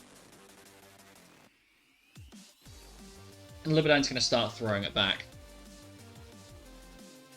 I'm living for this suspense.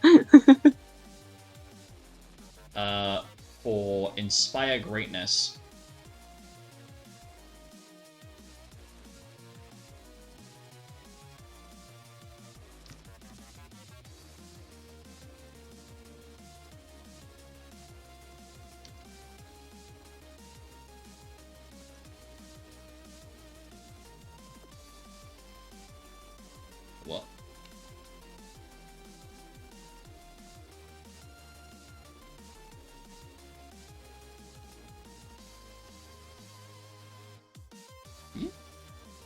Oh.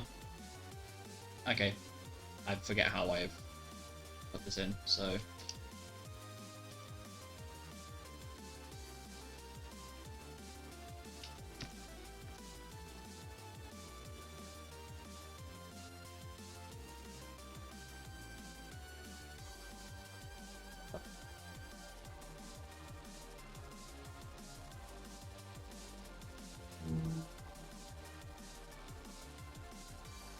Which I cannot be bothered to figure out why it's not working properly, so I'm going to tell the fuck off.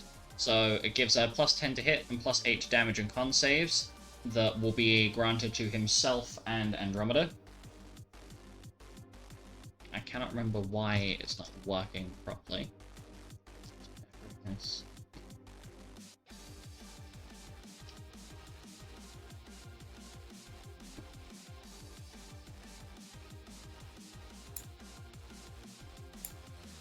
What was this?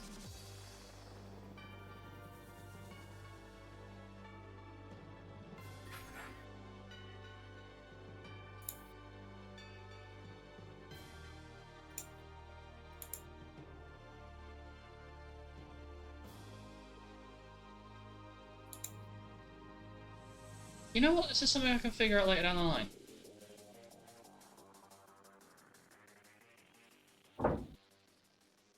Right, I see why. Okay, so it's Inspire Greatness modifier of 10. I see it's got the coding somewhere, so I'm just gonna have to do. And we're just gonna go for it. So that is 16 attacks off of Lupine, all of which are gonna auto crit. Because I cannot be asked to roll that many times. And it's an 8, so we'll just... Yep. So 6 times... 16? 4, 4, 4, 4, 16, yep.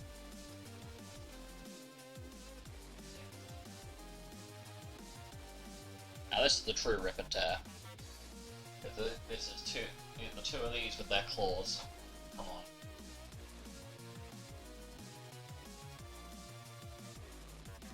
Jeez. There's one time I want this to go right. Okay. So it does 4,000. So Lupine does 4,300 points of damage. And that is the end of his turn. Luna, It is like a get single Andromeda hit. to punch this thing so hard it dies. Fuck it Okay. up. I use my first bonus action to activate boost. Who has the increased crit thing? Lupine currently gives you plus 7 to crit. +7. Where's all the plus Okay. disappeared from Zoom in? So a crit on 8 or higher. Please. Praying. I'm going to use a second bonus action to draw 4 cards.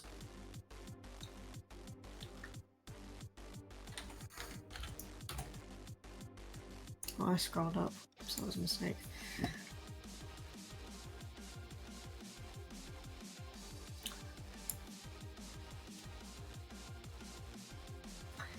Fucking hell. I was going to shove them into the spread Okay. and then proceed to draw another 4. I am gambling with Are you gambling for the extra crit or damage? extra crit. Fair. I got the extra crit. Hell yeah. I now crit no matter what, unless I roll a net 1. Don't tempt fate. Don't Good, do it. good, but here's a good thing. Andromeda has advantage on her to hit. You right. She also maximizes her unarmed strike damage dice, which I totally fucking forgot. Whoops. Well, Hell yes. there's even a nat 20 in those 12 d20s. Right. So it's times 2 for a weakness. Mhm. And it's 12d6. So that's 6 times 12. 6d6. That's 72d6.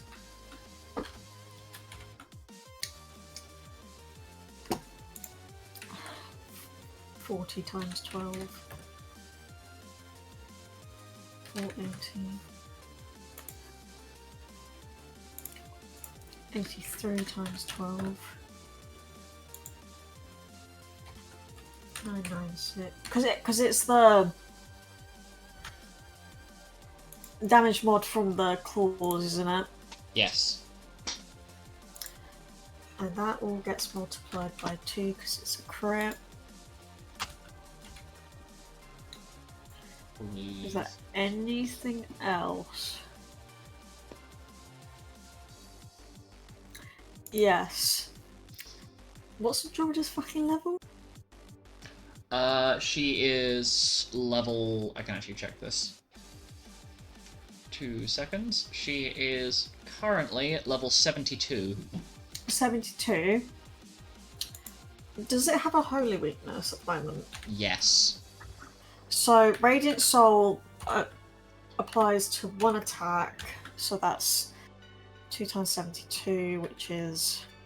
It'll also get the crit multiply bonus as well. Oh, come on, please.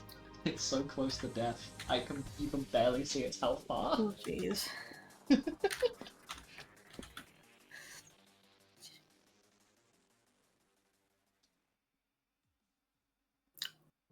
Okay. 7,160.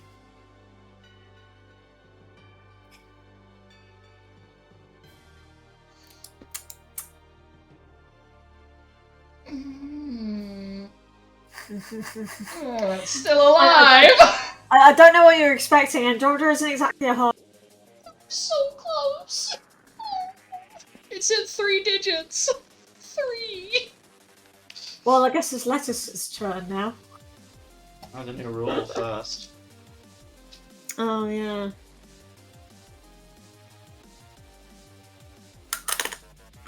Crackling time.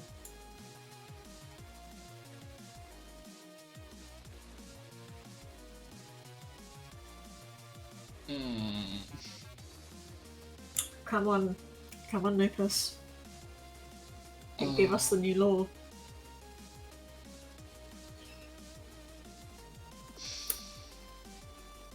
Okay, well, it's that scenario. Gotta love it. As Anubilos sits up, heavily bleeding.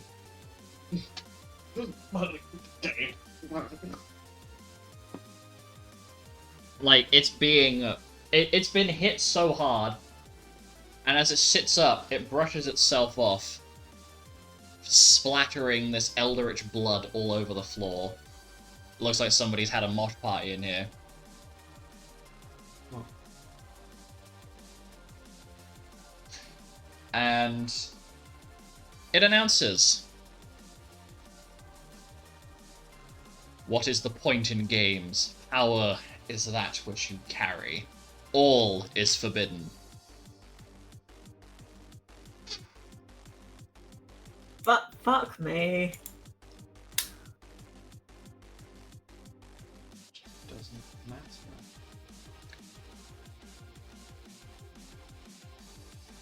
As Letizia looks at her rapier, looks at Nubilos, and stabs him in the toe.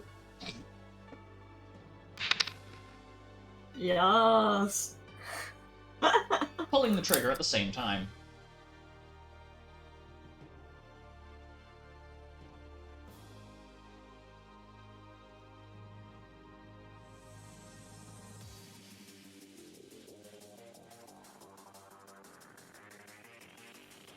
Why the toe? I don't know. But she spins the blade in her hand, grabs the handle, and just stabs this thing in the fucking foot. The pinky. Right with the nail.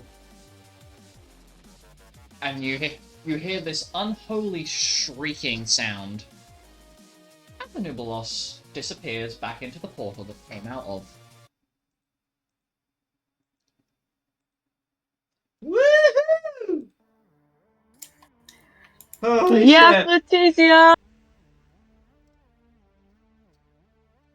Congratulations, you have beaten a Nubalos. Woo! All is forbidden, especially stabbing me in the toe. I don't like that.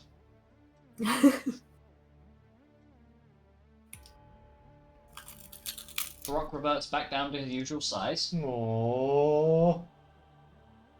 as your buffs and effects wear off.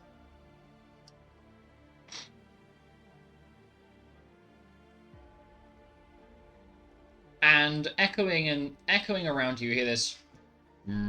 This is inconceivable. Little foxman, you have won this round. But know that I am always watching, and always plotting your demise. And then the sound disappears. Yes. And so, the entrance. It's a really bad time to look back at the chat. I spelled it so You're incredibly not. fucking wrong. Your mum is inconceivable. Anyway. Sweet has the heirloom. There is a There Where appears to is be an it? entrance to a chamber below that you proceed to descend the stairs to go and acquire the heirloom. And resting on a pedestal within this large hallway and chamber is a katana resting in what appears to be some sort of ceremonial / ornamental sheath, and it glistens with an almost fierce edge to it. Alright, before we go any further, Yep. if he's going to turn to Pendant, basically say, okay, you can get rid of him now. Doesn't need to be here. There needs to be one of me. I don't want you getting any ideas and thinking that the clone of me, can pick the thing up instead of me. Capiche? And Pendant is like, okay, fine. So, the clone disappears. Okay. So, you head down this hallway, and I'm presuming Ziffy is going to be the one to pick up the katana. Yes. As you do so, as you head down to do so, the thought crosses your mind of, hey, What is it like? you ponder the thought of, it's a bit weird that Xanis doesn't seem to be any sort of interested in this.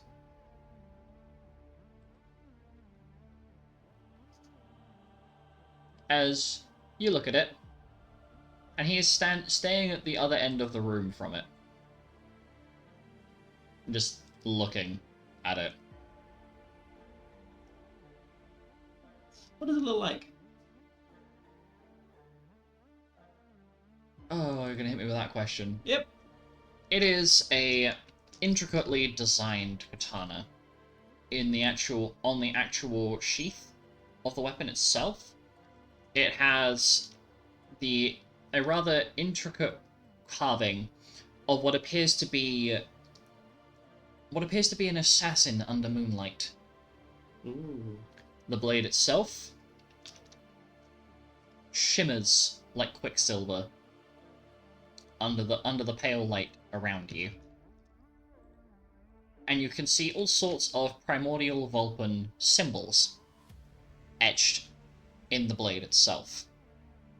So you've got, like, at the very base of the actual weapon, like, if you were holding it horizontally speaking, you can see the little depiction. And then, vertically speaking, you can read all of the Vulcan symbols, but you can only make out some of what it says. because it's quite an old format of Vulpin. So well done on kneeing the table. Thank you. You're welcome. So Ziffy walks around this thing, looking it up and down, looking absolutely fascinated by it. But eventually, he clears his throat, regains his composure, and picks it up. Okay.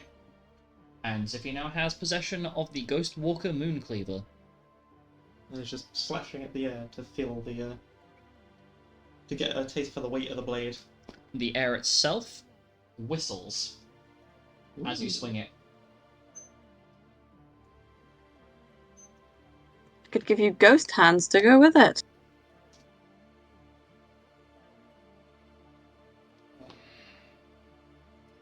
It feels like a natural extension of yourself as you swing it. Okay.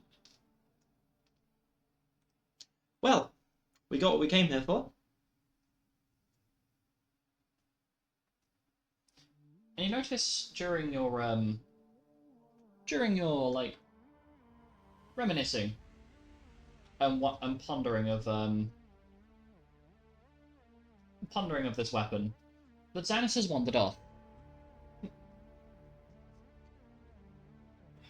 Further down the hall, into this room, and appears to look a little bit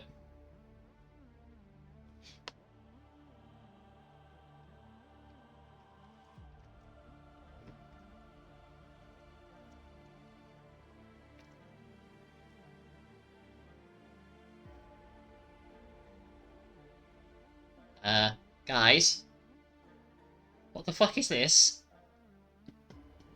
And without saying a word, Ziffy's going to go sprinting after him. So as you Luna walks over as well. follow along, Yeah, I think we all go after. if anybody does not follow, please do speak now or forever hold your silence, because I will cease to give a fuck after a certain point. I'm joking.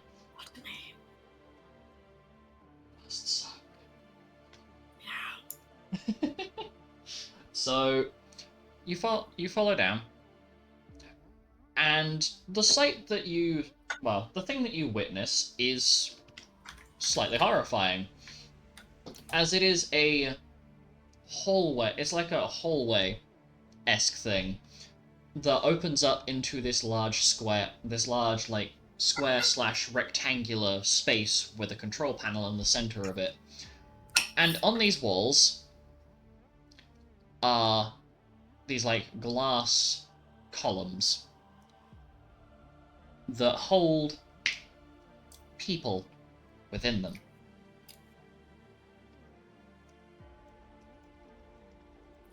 Do they look alive? They appear to be in some sort of stasis. They all have closed eyes, and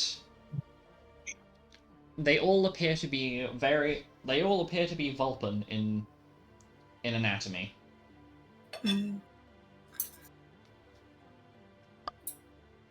These are the moon holofoxes. Yes. These are, as you would say, my kin that escaped the calamity. Jesus Christ, let me jump. Sorry. Sorry. Well, let's see who we got.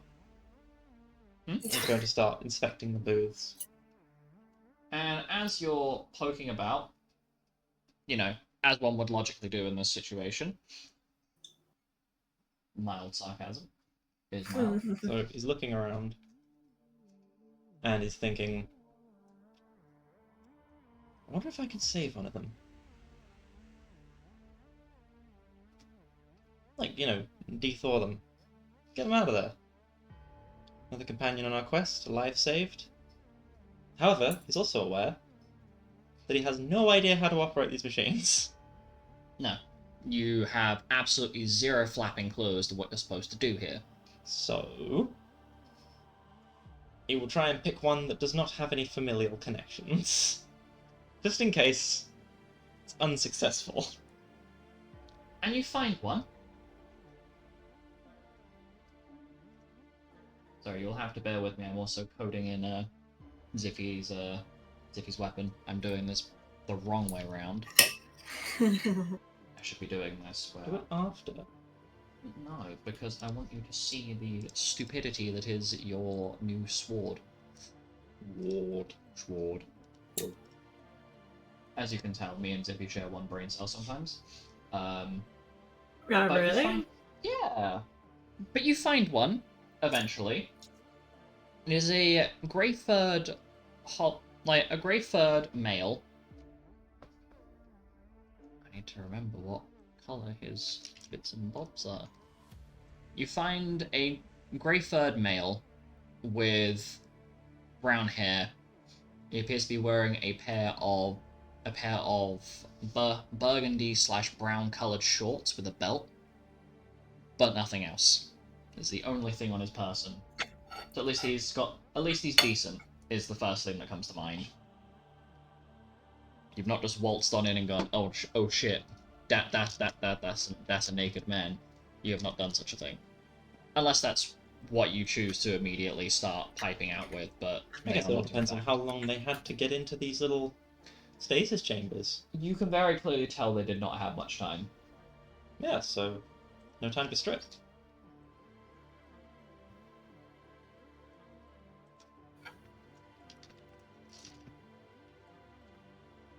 Well, I'll And- inspect the pod. Yep.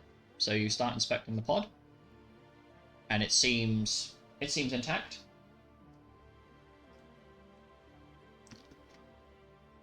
Are you attempting to try and interact with the machinery? Yes.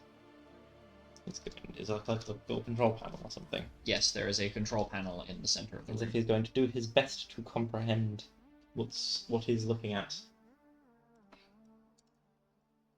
Okay. And so you do so. Comprehend languages. This would not be something that you could utilize a spell for. So I'm just gonna go on what. Right, so Ziffy thinks he's got a pretty good idea of what he's looking at. I have added your. Hey, son, could you come over here? Yeah, of course. See if you can make sense of this. I'm struggling a little bit. And immediately Xanis goes up to the tube and mushes his face up against the glass to get a look of the person on the inside. Whoa. I know, right? It must be like 2,000 years old or something like that. So they're like... Wait, so these are like us? Yeah. But like, But- homegrown as opposed to... But I thought we were the only ones. Well, you thought wrong, kiddo. Well then so did you, because you were the one that told me that. I thought wrong, kiddo. And Xanis once again does the pushing face up against the glass, except for me just hear this like whine noise as he bashes his snout, his sensitive little snoot up against the glass. It's like, not a smart idea. And as if he's trying to interact with the systems, Almost got it. Almost got it. And... there. and you hear this hiss sound. And you watch as the person within the glass tube, the floor opens out from underneath them, and they slide down. Down? Yes. Once they have disappeared, the bottom of the floor slides closed again, and the tube is now empty. And he's gonna look at Xanis. Xanis is looking at you. Do you think it worked? Does it say anything on the panel? Can't read it. So, wait, what do you mean? You Dad! What can Ziffy see on the panel? There are some words and symbols in ancient Vulcan. That unfortunately, Do they indicate even the slightest bit of a positive? no. You have no idea whether you've just potentially doomed that person to happiness and joy and everything that's great, or you've just killed a person. Well, You have no idea. So two thoughts come to mind. One, that's just part of the de-thawing process, and they're going somewhere else to de-thaw. Or 2, if it's found that a subject is no longer living, that there's some sort of biological waste disposal that it may have just been sent to. And Xanis is looking at you horrified. Dude. Dad, what the fuck? I don't know. I- Well, look at it this way. No one else is going to be coming in here. Pretty much ever. So nobody's gonna know that you fucked up and potentially minced a person? A person that would have otherwise have never woken up. I gave them a shot at life. I did my best. I don't know, okay? I'm sorry, should we go to the other end of this and get some fucking intestine ready for the person's sausage that's gonna come out the other end of the meat grinder, Dad? Oh my god. Okay, can you... Yeah, okay, just... And Kay comes over to the panel and starts trying to read it.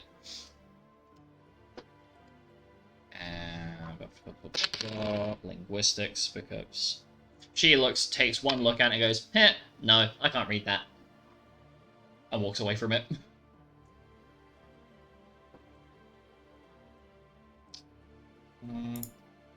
I'm trying to remember who knows what.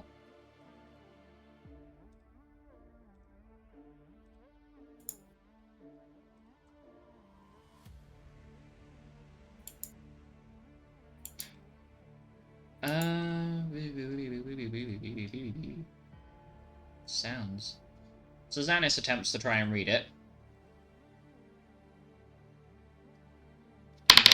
Morgan Runic. Something percent chance of successful thought. I can't read the number. How many digits is a number? Well, this is the problem Wait, that means it succeeded. with Vulpin, is that the number shows as 2 digits, but it's not clear Okay. what 2 digits it is.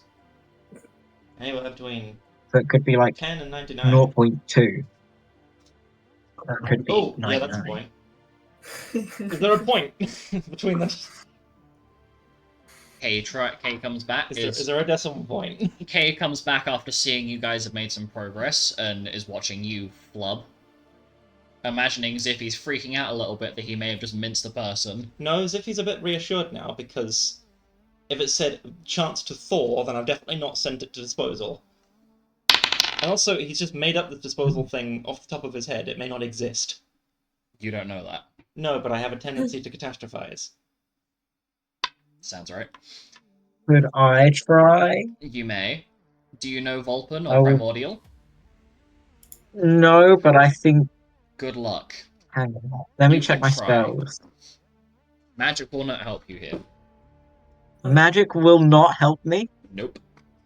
The deadline. Alright, I'll just time mode and roll. You're essentially trying to read the There's- equivalent of Fox Latin. Or hieroglyphics. Fox yes, Latin. More That sounds better. so fun. Oh, it is. He's trying to read the Rosetta Stone. What was it? Linguistics? Yep. Oh, I didn't realize I had such shit linguistics. Hang on. So, 27 plus How this goes up to is like 4 plus 1 plus 47. 47. You go up to it, Not very high. you try and read it, and because you don't know Vulpin or Primordial, or have any sort of interaction with ancient languages in the slightest, you I can do read... know Abyssal That will not help you and here. Runic. Will also not help you here. You try and apply the same logic of how you understood Runic, because that's like, oh, well, that's an old magical language, so that could help. And you manage to understand things. one letter on that whole display. Is it a decimal point? The letter D. D's nuts. Dead. There's a Really D, guys. There's a D. Sorry. Yeah, that's what I said. It D4%. Alec, are you okay? Oh, I see. Kay takes a look at Yeah. it. If I remember rightly, from what Lupus was telling us, out of character, only a Moonhollow Fox can operate this. Yes, So, because with that knowledge, Ziffy is basically thinking, well, it was worth a shot because nobody else can operate this, Mhm.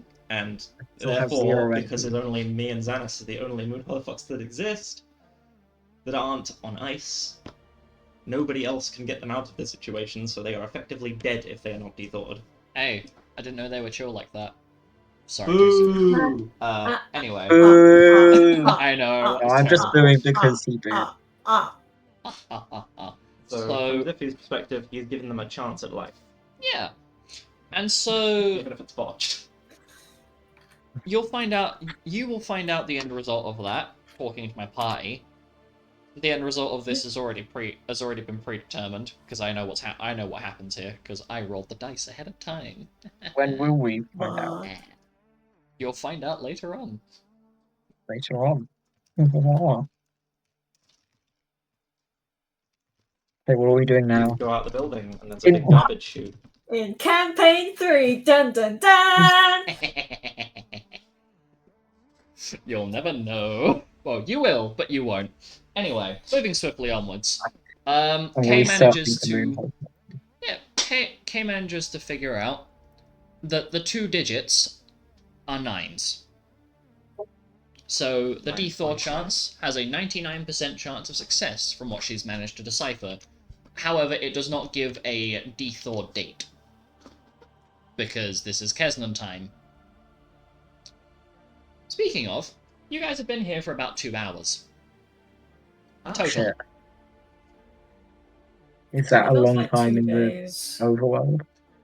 You'll find out. Can I use my magic? Oh, I don't have MP. Can I use my Loser. Can I use my magical vibes? You can use your My alchemy magical vibes. energies. You can use your No, alchemy my vibes. magical vibes to determine how much time has passed. My Yeah, time knowledge. I'll say you take some time to figure out My what's going timey on. ways.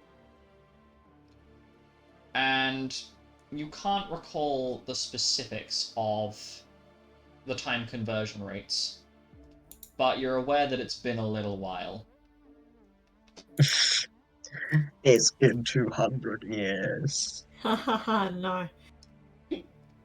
And as you make your way back, I've got to sort this out now.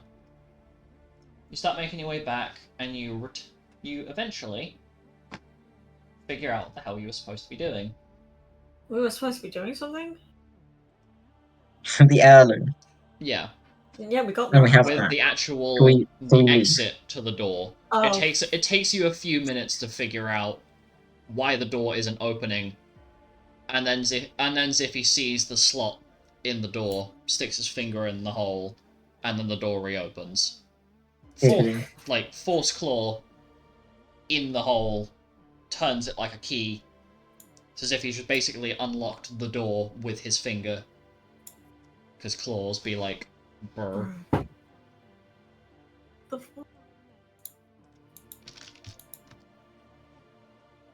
And I Otherwise, really if either mess. myself or Xanis, if myself and Xanis had both died, and like, yeah, we get back up again.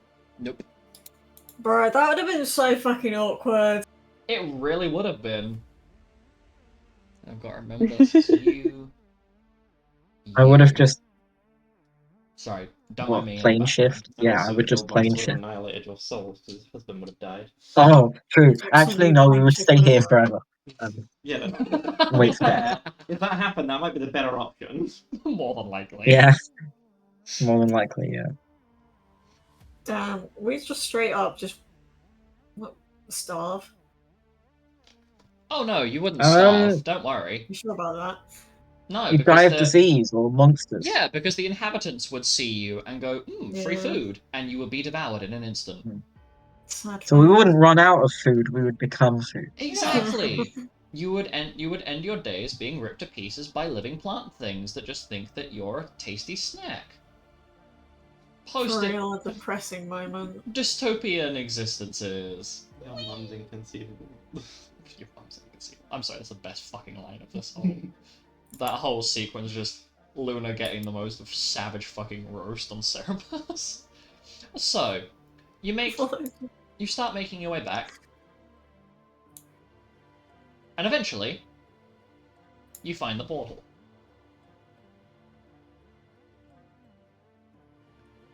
And now I need to change the music. Prepare for advertisement in 3, 2...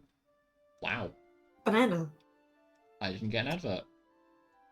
Damn. Yippee. That sucks. Maybe next time. No, Maybe. So... you'll get it halfway through. Oh, 100%. So you managed to make it back. I have absolutely destroyed the organization of these lines, but you know what? It's fine. Who needs intellectual thought?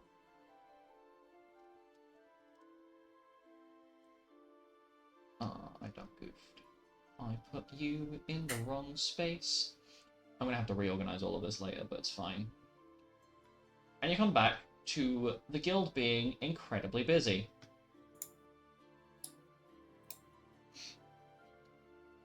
And you're not sure what time it is, or what day it is, or when it is. Until you What look at the year it is. calendar.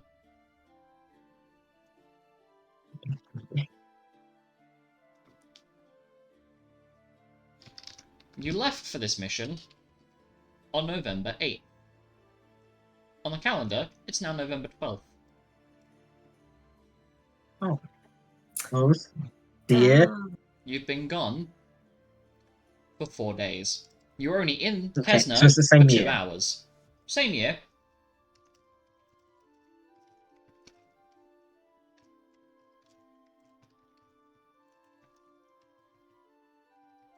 Thank fuck.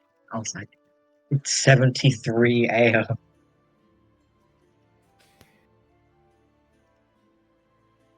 And you realise, immediately, that somebody is standing in the doorway to the crystal room. A face that you hadn't seen. You just said goodbye to. Well, did you get it? Mhm. Lovely, Yes. lovely. As leaning on the in the doorway is Lupus Crescentfang. Well, sorry to disappoint you, but I sent the elites out with Astra and Gareth, and they've gone off and acquired their respective heirlooms.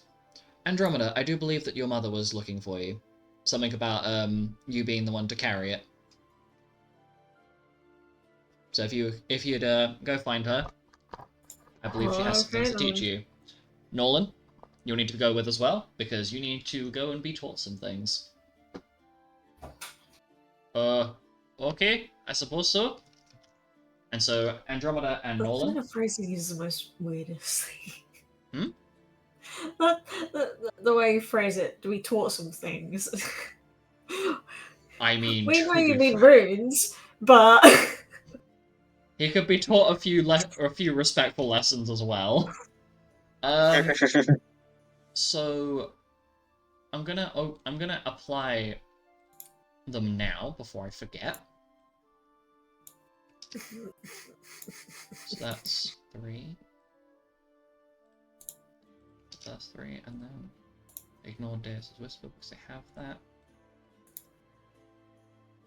And I'll be adding the heirloom to Andromeda's sheet. But enjoy those delicious looking runes.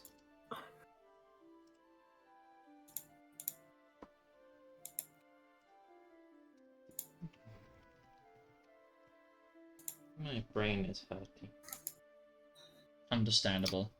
Matthew too hardy. casting modifier of intelligence.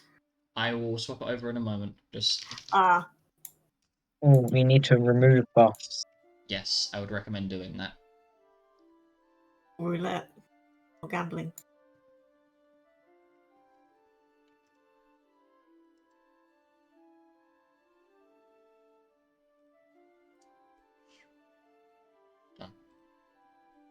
Fixed it.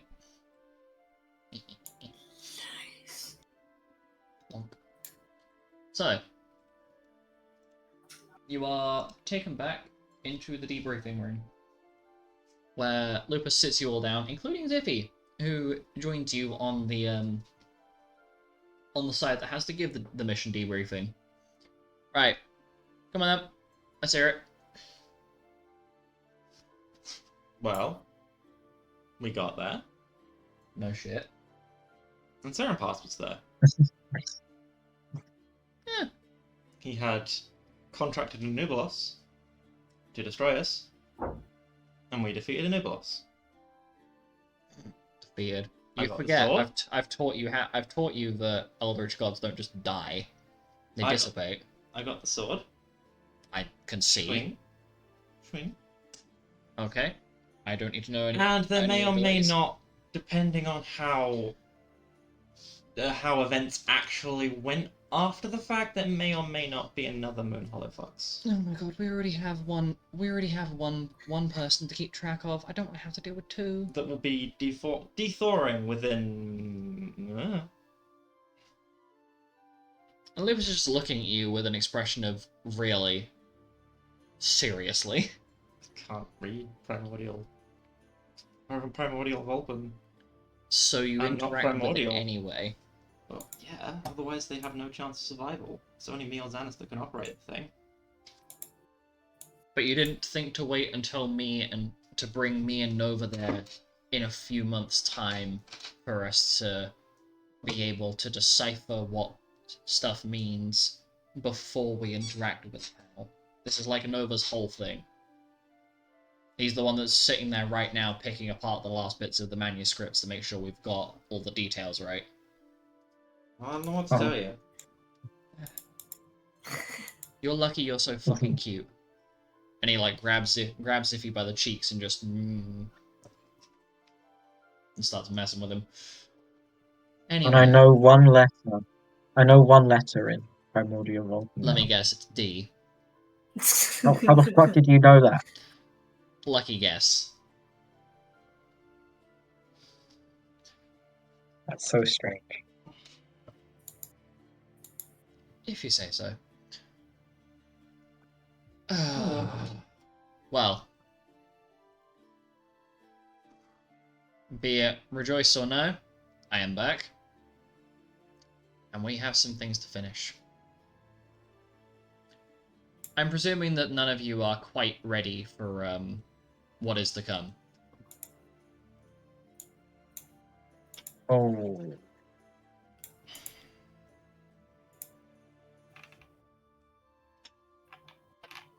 Well, I'm Yeah, feeling that's pretty what we good have. after that fight, but you know. I can make you feel worse. This can be arranged. I'm sure you could. So Tell the us other two have been all about handled. the horrors The that's other two coming have for already us. been handled. Mm-hmm. Going to get them now, or they've gotten them. I forget which one it was. No, they've already got them. Unless I've lost count. Oh no. And this is the point, Penton, where as you're is this Penton or Ziffy putting two and two together? Sorry, Penton. So as Penton's putting two and two together, the rather upsetting realization hits you as to which heirloom is next. Red Mage.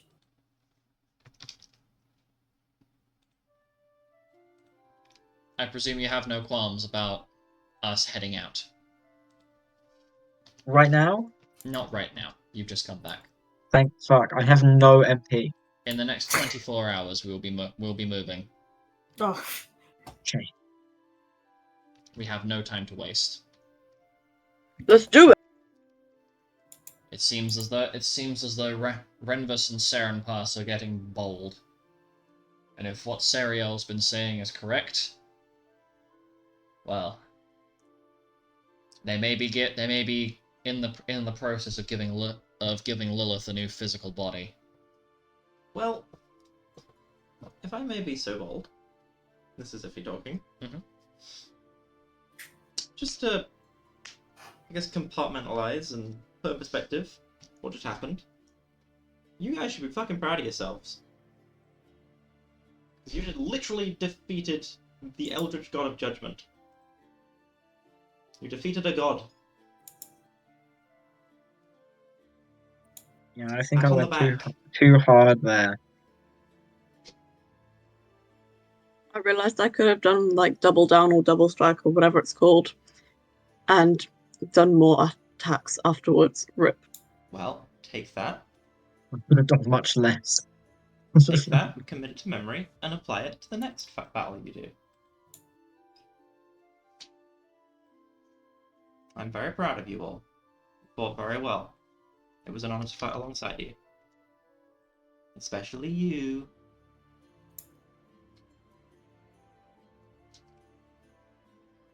Do you want to describe what you just did? Grab Xanis's cheek. And give it a little shake. Right. Well, You've grown up to a fine warrior.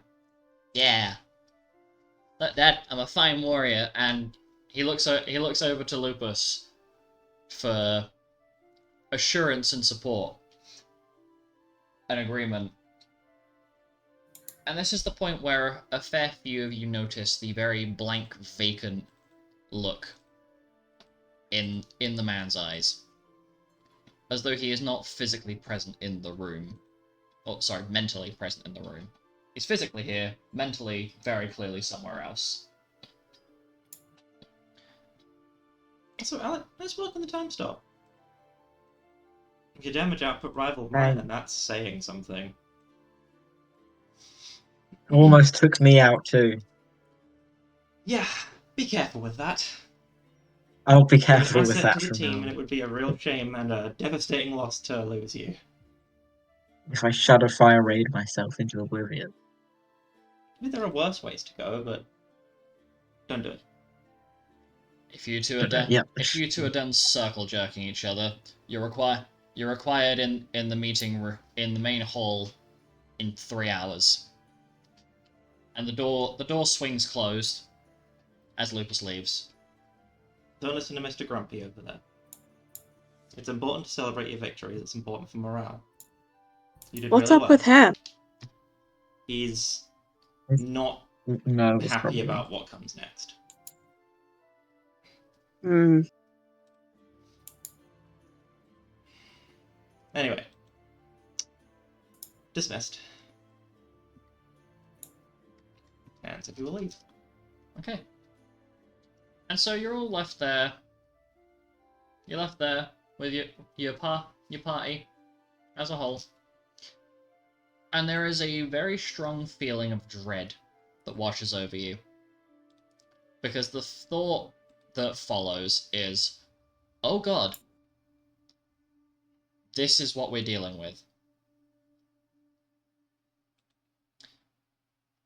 This is what you're going to have to fight coming up.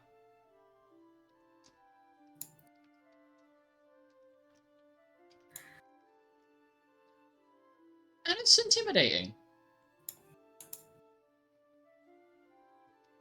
Because you're fully aware that what follows next is going to be the most brutal, painful thing you've ever done.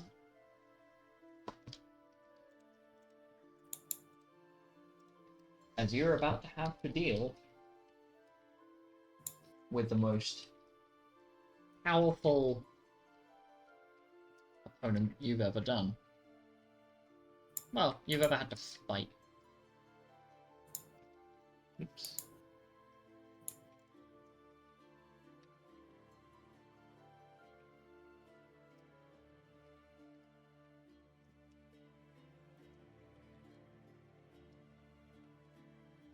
And so, you get a little bit to yourselves before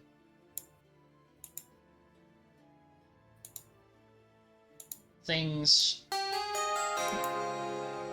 jump.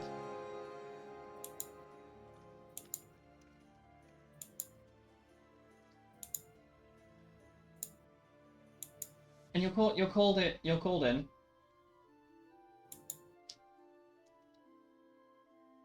to the meeting, as it were. The entire guild is here.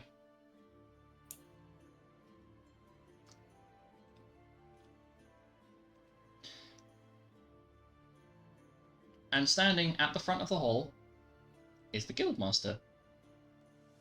With that same blank, dead expression on his face.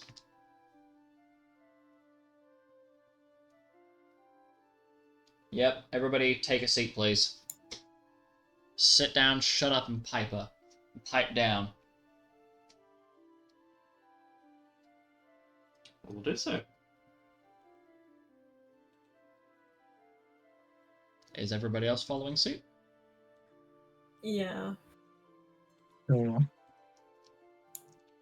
So, simply put, the moment is upon us. The final heirloom is to be acquired soon. And as you know, that requires me to step out of this guild hall and to go and take on the chieftain's trial.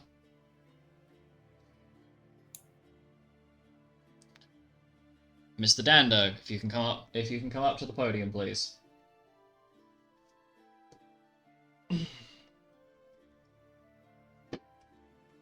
Yes, darling? And so Ziffy has gotten up from his seat as he was sitting around near where Group U was. Not invisible for once. And he makes his way up to the stand. As Lupus continues. As all of you in the guild are aware, the secondary mission of this guild, aside from helping the people of this world, is to prevent the occurrence of the Harbinger from appearing.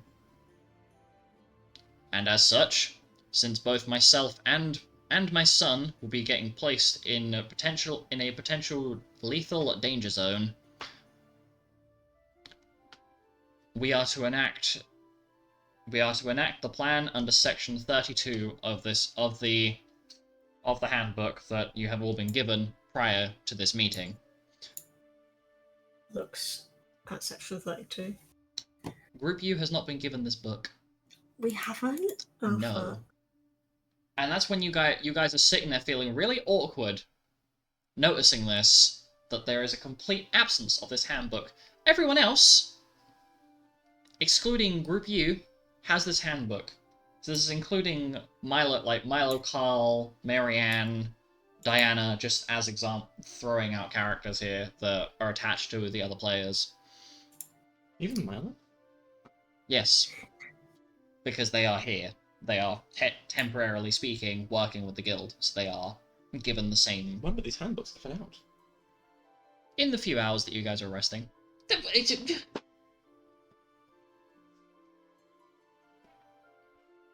So simply put,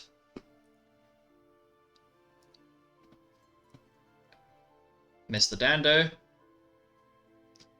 will be placed in the confinement cell under the guild. Should news of our demise reach this guild, you are to end his life. With no explanation. The Harbinger cannot be allowed to form.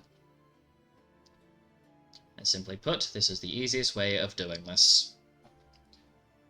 I will be stepping down as your guildmaster, and I will not be returning until either the mission is completed or I am 6 foot under the ground. My elites and Group B and Group C rise from their seats. You are disbanded. The Wolverknight elites no longer exist. My first and only act as your chieftain. Be yourselves. Stop following Lilith's order. Never brought anything good anyway. And to those that are coming with me, rise. And the Guildmaster is looking over... Oh, sorry. Lupus is looking at those at the table. I guess we rise. Come up to the podium. I guess we come up to the podium. And I'm imagining there's a very great... a great deal of discomfort amongst you all, because this is not what you were expecting at all, was it? Mm-hmm. Just smacks us or something. And as you reach the podium, the Guildmaster looks down at you all from above. You will be accompanying me on this mission. You will not address me as Guildmaster at any given point. Should any of you decide that this mission is no longer important to you, I will not hesitate to end your life. Simply put, I am not your Guildmaster anymore, and I will refuse to allow you to treat me as such. Think of me as little more than a hired mercenary at this point. You are to meet me at the front entrance of the guild. At this time tomorrow, we will be traveling to Saints Hill, where the chieftain's trial will be undertaken. And your fates will either end with mine, or we will return with the heirloom. There will be no other outcome. Am I understood? And that map, those are not the eyes of the compassionate leader and seemingly quirky, silly wolfman that you are used to. This is doubly awkward and uncomfortable for Penton, because the seemingly protective figure that you've come to know, you cannot see that person. They're not here right now. Yes, sir. Understood, sir. Do we still call you sir? No. Yes, Lupus? And Lupus looks to the rest of the group. Well, Yes, I just nod. Lupus. I see. Well then. And to the rest of you. And Lupus looks out to the guild. It's been a pleasure serving you as a guild master. Should the worst come, I apologize for putting you all in this mess.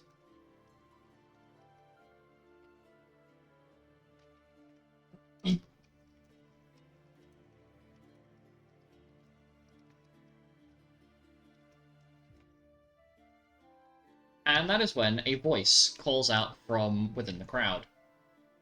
Is that it then? Are you done being dramatic?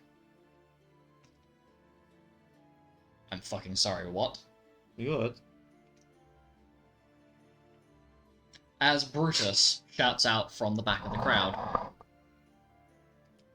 The fuck you mean I'm being dramatic? This is an important mission. Oh no, I will no longer be your guildmaster. We will have to kill the other guildmaster. Blah blah blah blah blah. If you approach it with that attitude, then you will definitely perish. We, everybody here, believes in you. You will all succeed.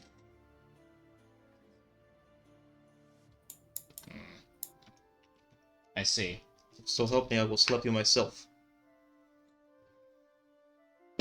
Good luck with that one. Failed the first time.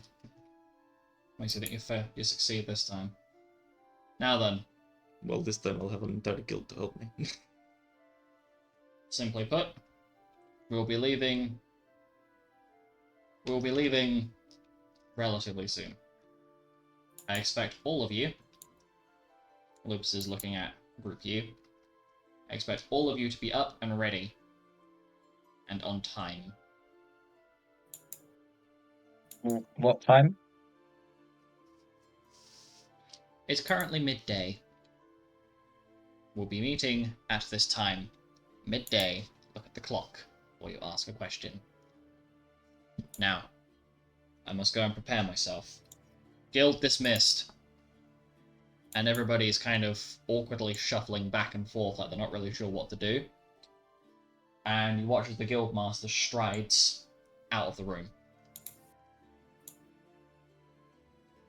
leaving the you record, all. Heavy I sigh, as also long as he's have out of every faith that earshot. you will succeed. Hmm? I said, for the record, I also have every faith that you will succeed.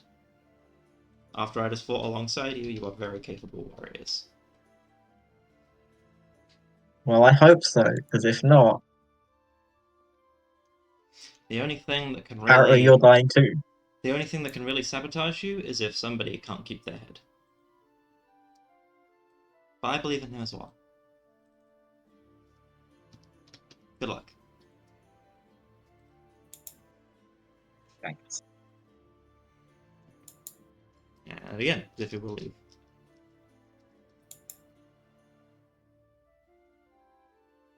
Probably into the capable arms of Brutus and Magnus, who will drag him off to an unknown place.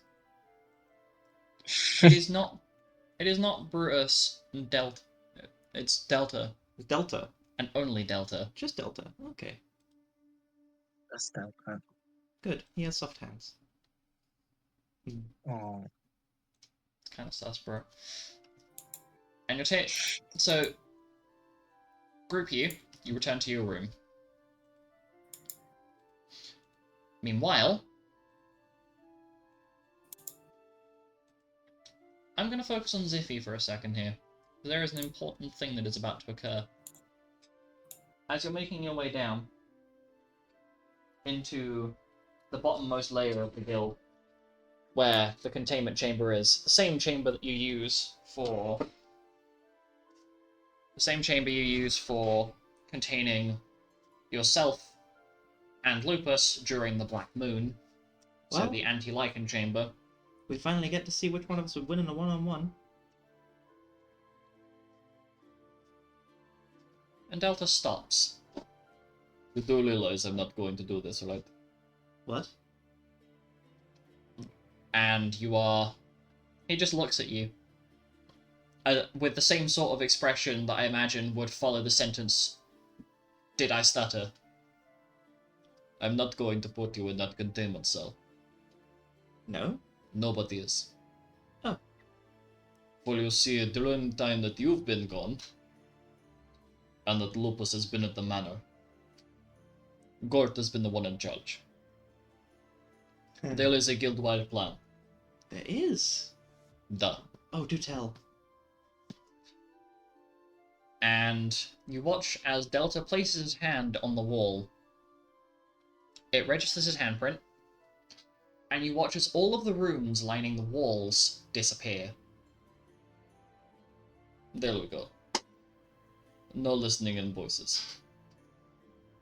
And you can hear, and you, for a moment, in your mind, you can hear Lupus shouting, trying to find out what the hell is going on, before Delta takes the soulmate pendant off from around your neck, and you can no longer hear Lupus. And simply put, that man is not stable right now. And nobody's going to listen to him. Except Shelna. Yeah, fuck Shelna. No one likes Shelna. Shelna seems to think that he would make better guildmaster than both of you put together. But it would take him like 6 hours to get through even a single speech. Duh.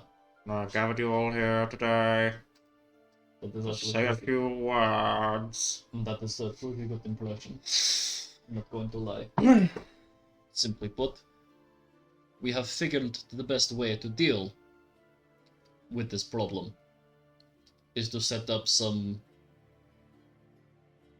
reconnaissance. You have been there before, have you not? I have.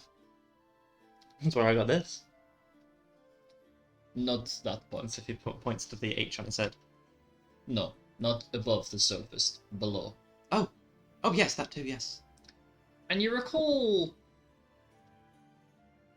the better part of about 60 years ago, roughly. I think it's somewhere between 55 to 60 years. About a year or so after you and Lupus first went traveling together, and the blizzard that separated you from Reggie, Tiberius, Andrew, Cassandra, Asta, your party that was traveling with you during Dragon Slayers, as it has been so appropriately named now Mhm. in your little history books, where you and Lupus were forced to be placed on a journey to slay the Chaos Hydra that had so long plagued the Moon Tribe, where you first encountered Rose Mhm.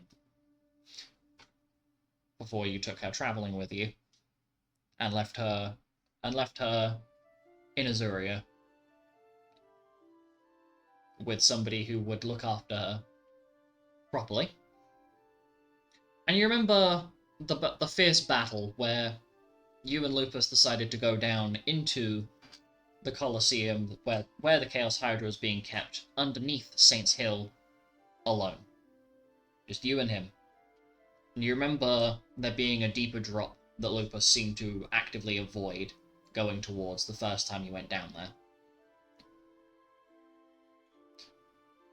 And Delta's looking at you as you're reminiscing. Hello. Wake up. Come on. With the blowgun. Sorry, I'm just remembering a wolf butt just soaring towards my face at like 300 miles an hour. Truly a life-changing experience. Context? Oh, big Hydra picked up Lupus and threw him at me. Right. Okay, that is a lot less concerning than the other potential outcome of that. Did we talk about the time we killed the Hydra? I think so. You'll have to remind me. Anyway. Simply put, you've been down there before. So we're Yes. going to be placing you within the range. Because the little shit can't get himself killed if there is a gunner. So you will be keeping an eye out. Should somebody be about to perish, then we might be able to get you there in time. Sounds like But a plan to me. We It's better cannot than nothing. We cannot guarantee it. There is a very low percent chance that it'll actually work. I think between myself and Brutus, when we were doing the numbers, we got them over to Gevlin, and it was like I think it was a 0.0001% chance of it actually working. With or without me? In terms of getting you there, not. Oh, right. Sorry. It is almost impossible. It would require a miracle to get you there. Sorry, I've been awake for 4 days and You will look fine. the time lag is definitely hitting. That is I've fair. been awake for 2 hours, but I've been awake for 4 days, and yeah. That is fair. Simply put, that is what we're planning to do. The I rest of like it, it. however. But we cannot let the Guildmaster know that. And he puts his hand back on the wall, the runes reappear, and he puts the necklace back around your neck. And you can hear in your mind Lupus trying to figure out what the hell just happened and why there was suddenly a dark zone in the guild. What are you going to tell him? On the way down the stairs towards the cells, I tripped and my necklace fell off my neck. He believes you. It goes back to his usual weakness. It's very believable. I'm very clumsy. And since you have an understanding of the runic magic that lines the walls in the depths of this area, that's mainly made to listen out for when you revert back to your normal selves.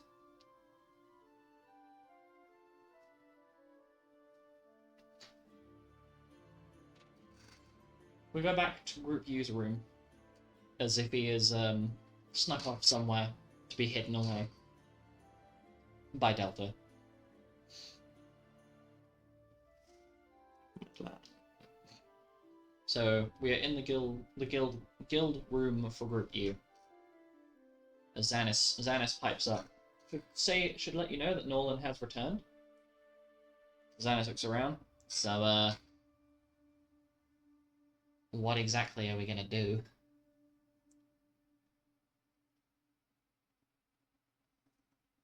I've never seen him like this before. We're gonna fight and we're gonna win. Sorry, I just sneezed. But yeah. That's what we're gonna do. So, There's no point in even entertaining the chance of failure. there's something that doesn't feel right about it all. I just can't put my finger on what it is. Do we know who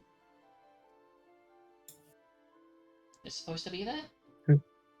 Obviously us, Well, but...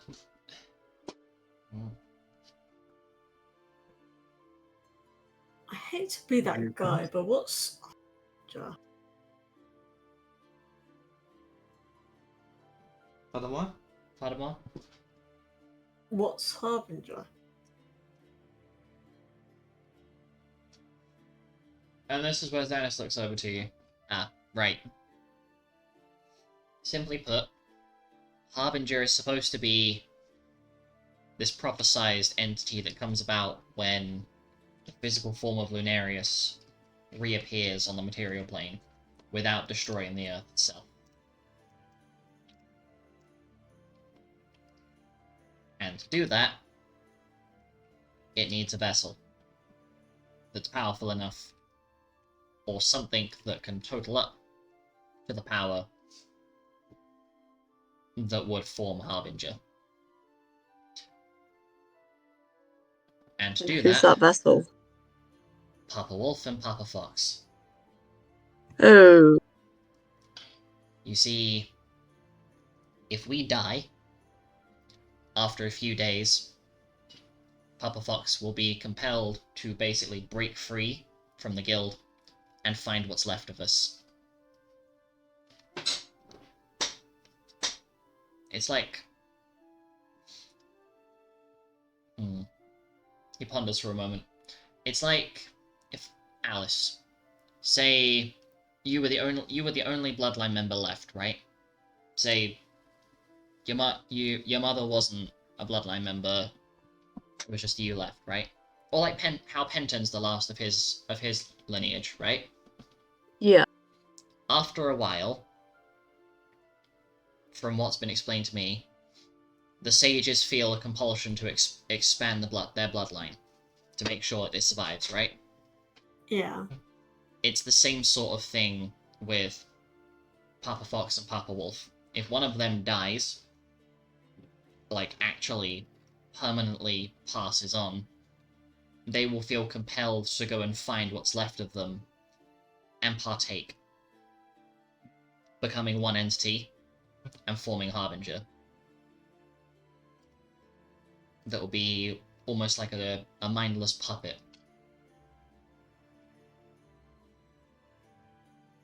That was their deal for having me. oh, In that should the worst come to worse, and it seemed like everything is going to go to hell, then the Harbinger is unleashed. And since the loss of myself and Papa Wolf would mean no heirloom, which means the end of the world, Harbinger would appear.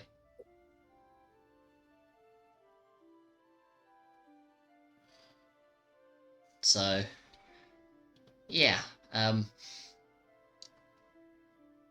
can understand why Papa Wolf is stressed, but there's something else there. And Xanos looks at Penton. You could see it too, right? yeah, he was not himself at all.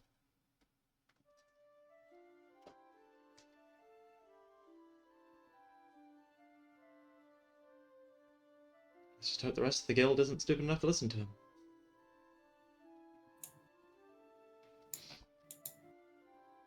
So I'd like to ask my party, what are you planning on doing? During the little bit of downtime you have, what are you planning on doing? Luna's gonna go see Amethyst. I was going to say, find out as much about what we're actually going to be facing and strategize. Yep, that. Okay, and Alice? Yeah, something like that. Okay. And what I'm going to do is, while it's a little earlier than normal, I'm going to end the session there. So I hope you enjoyed, and I'll see you next session. Bye-bye. Bye! Bye.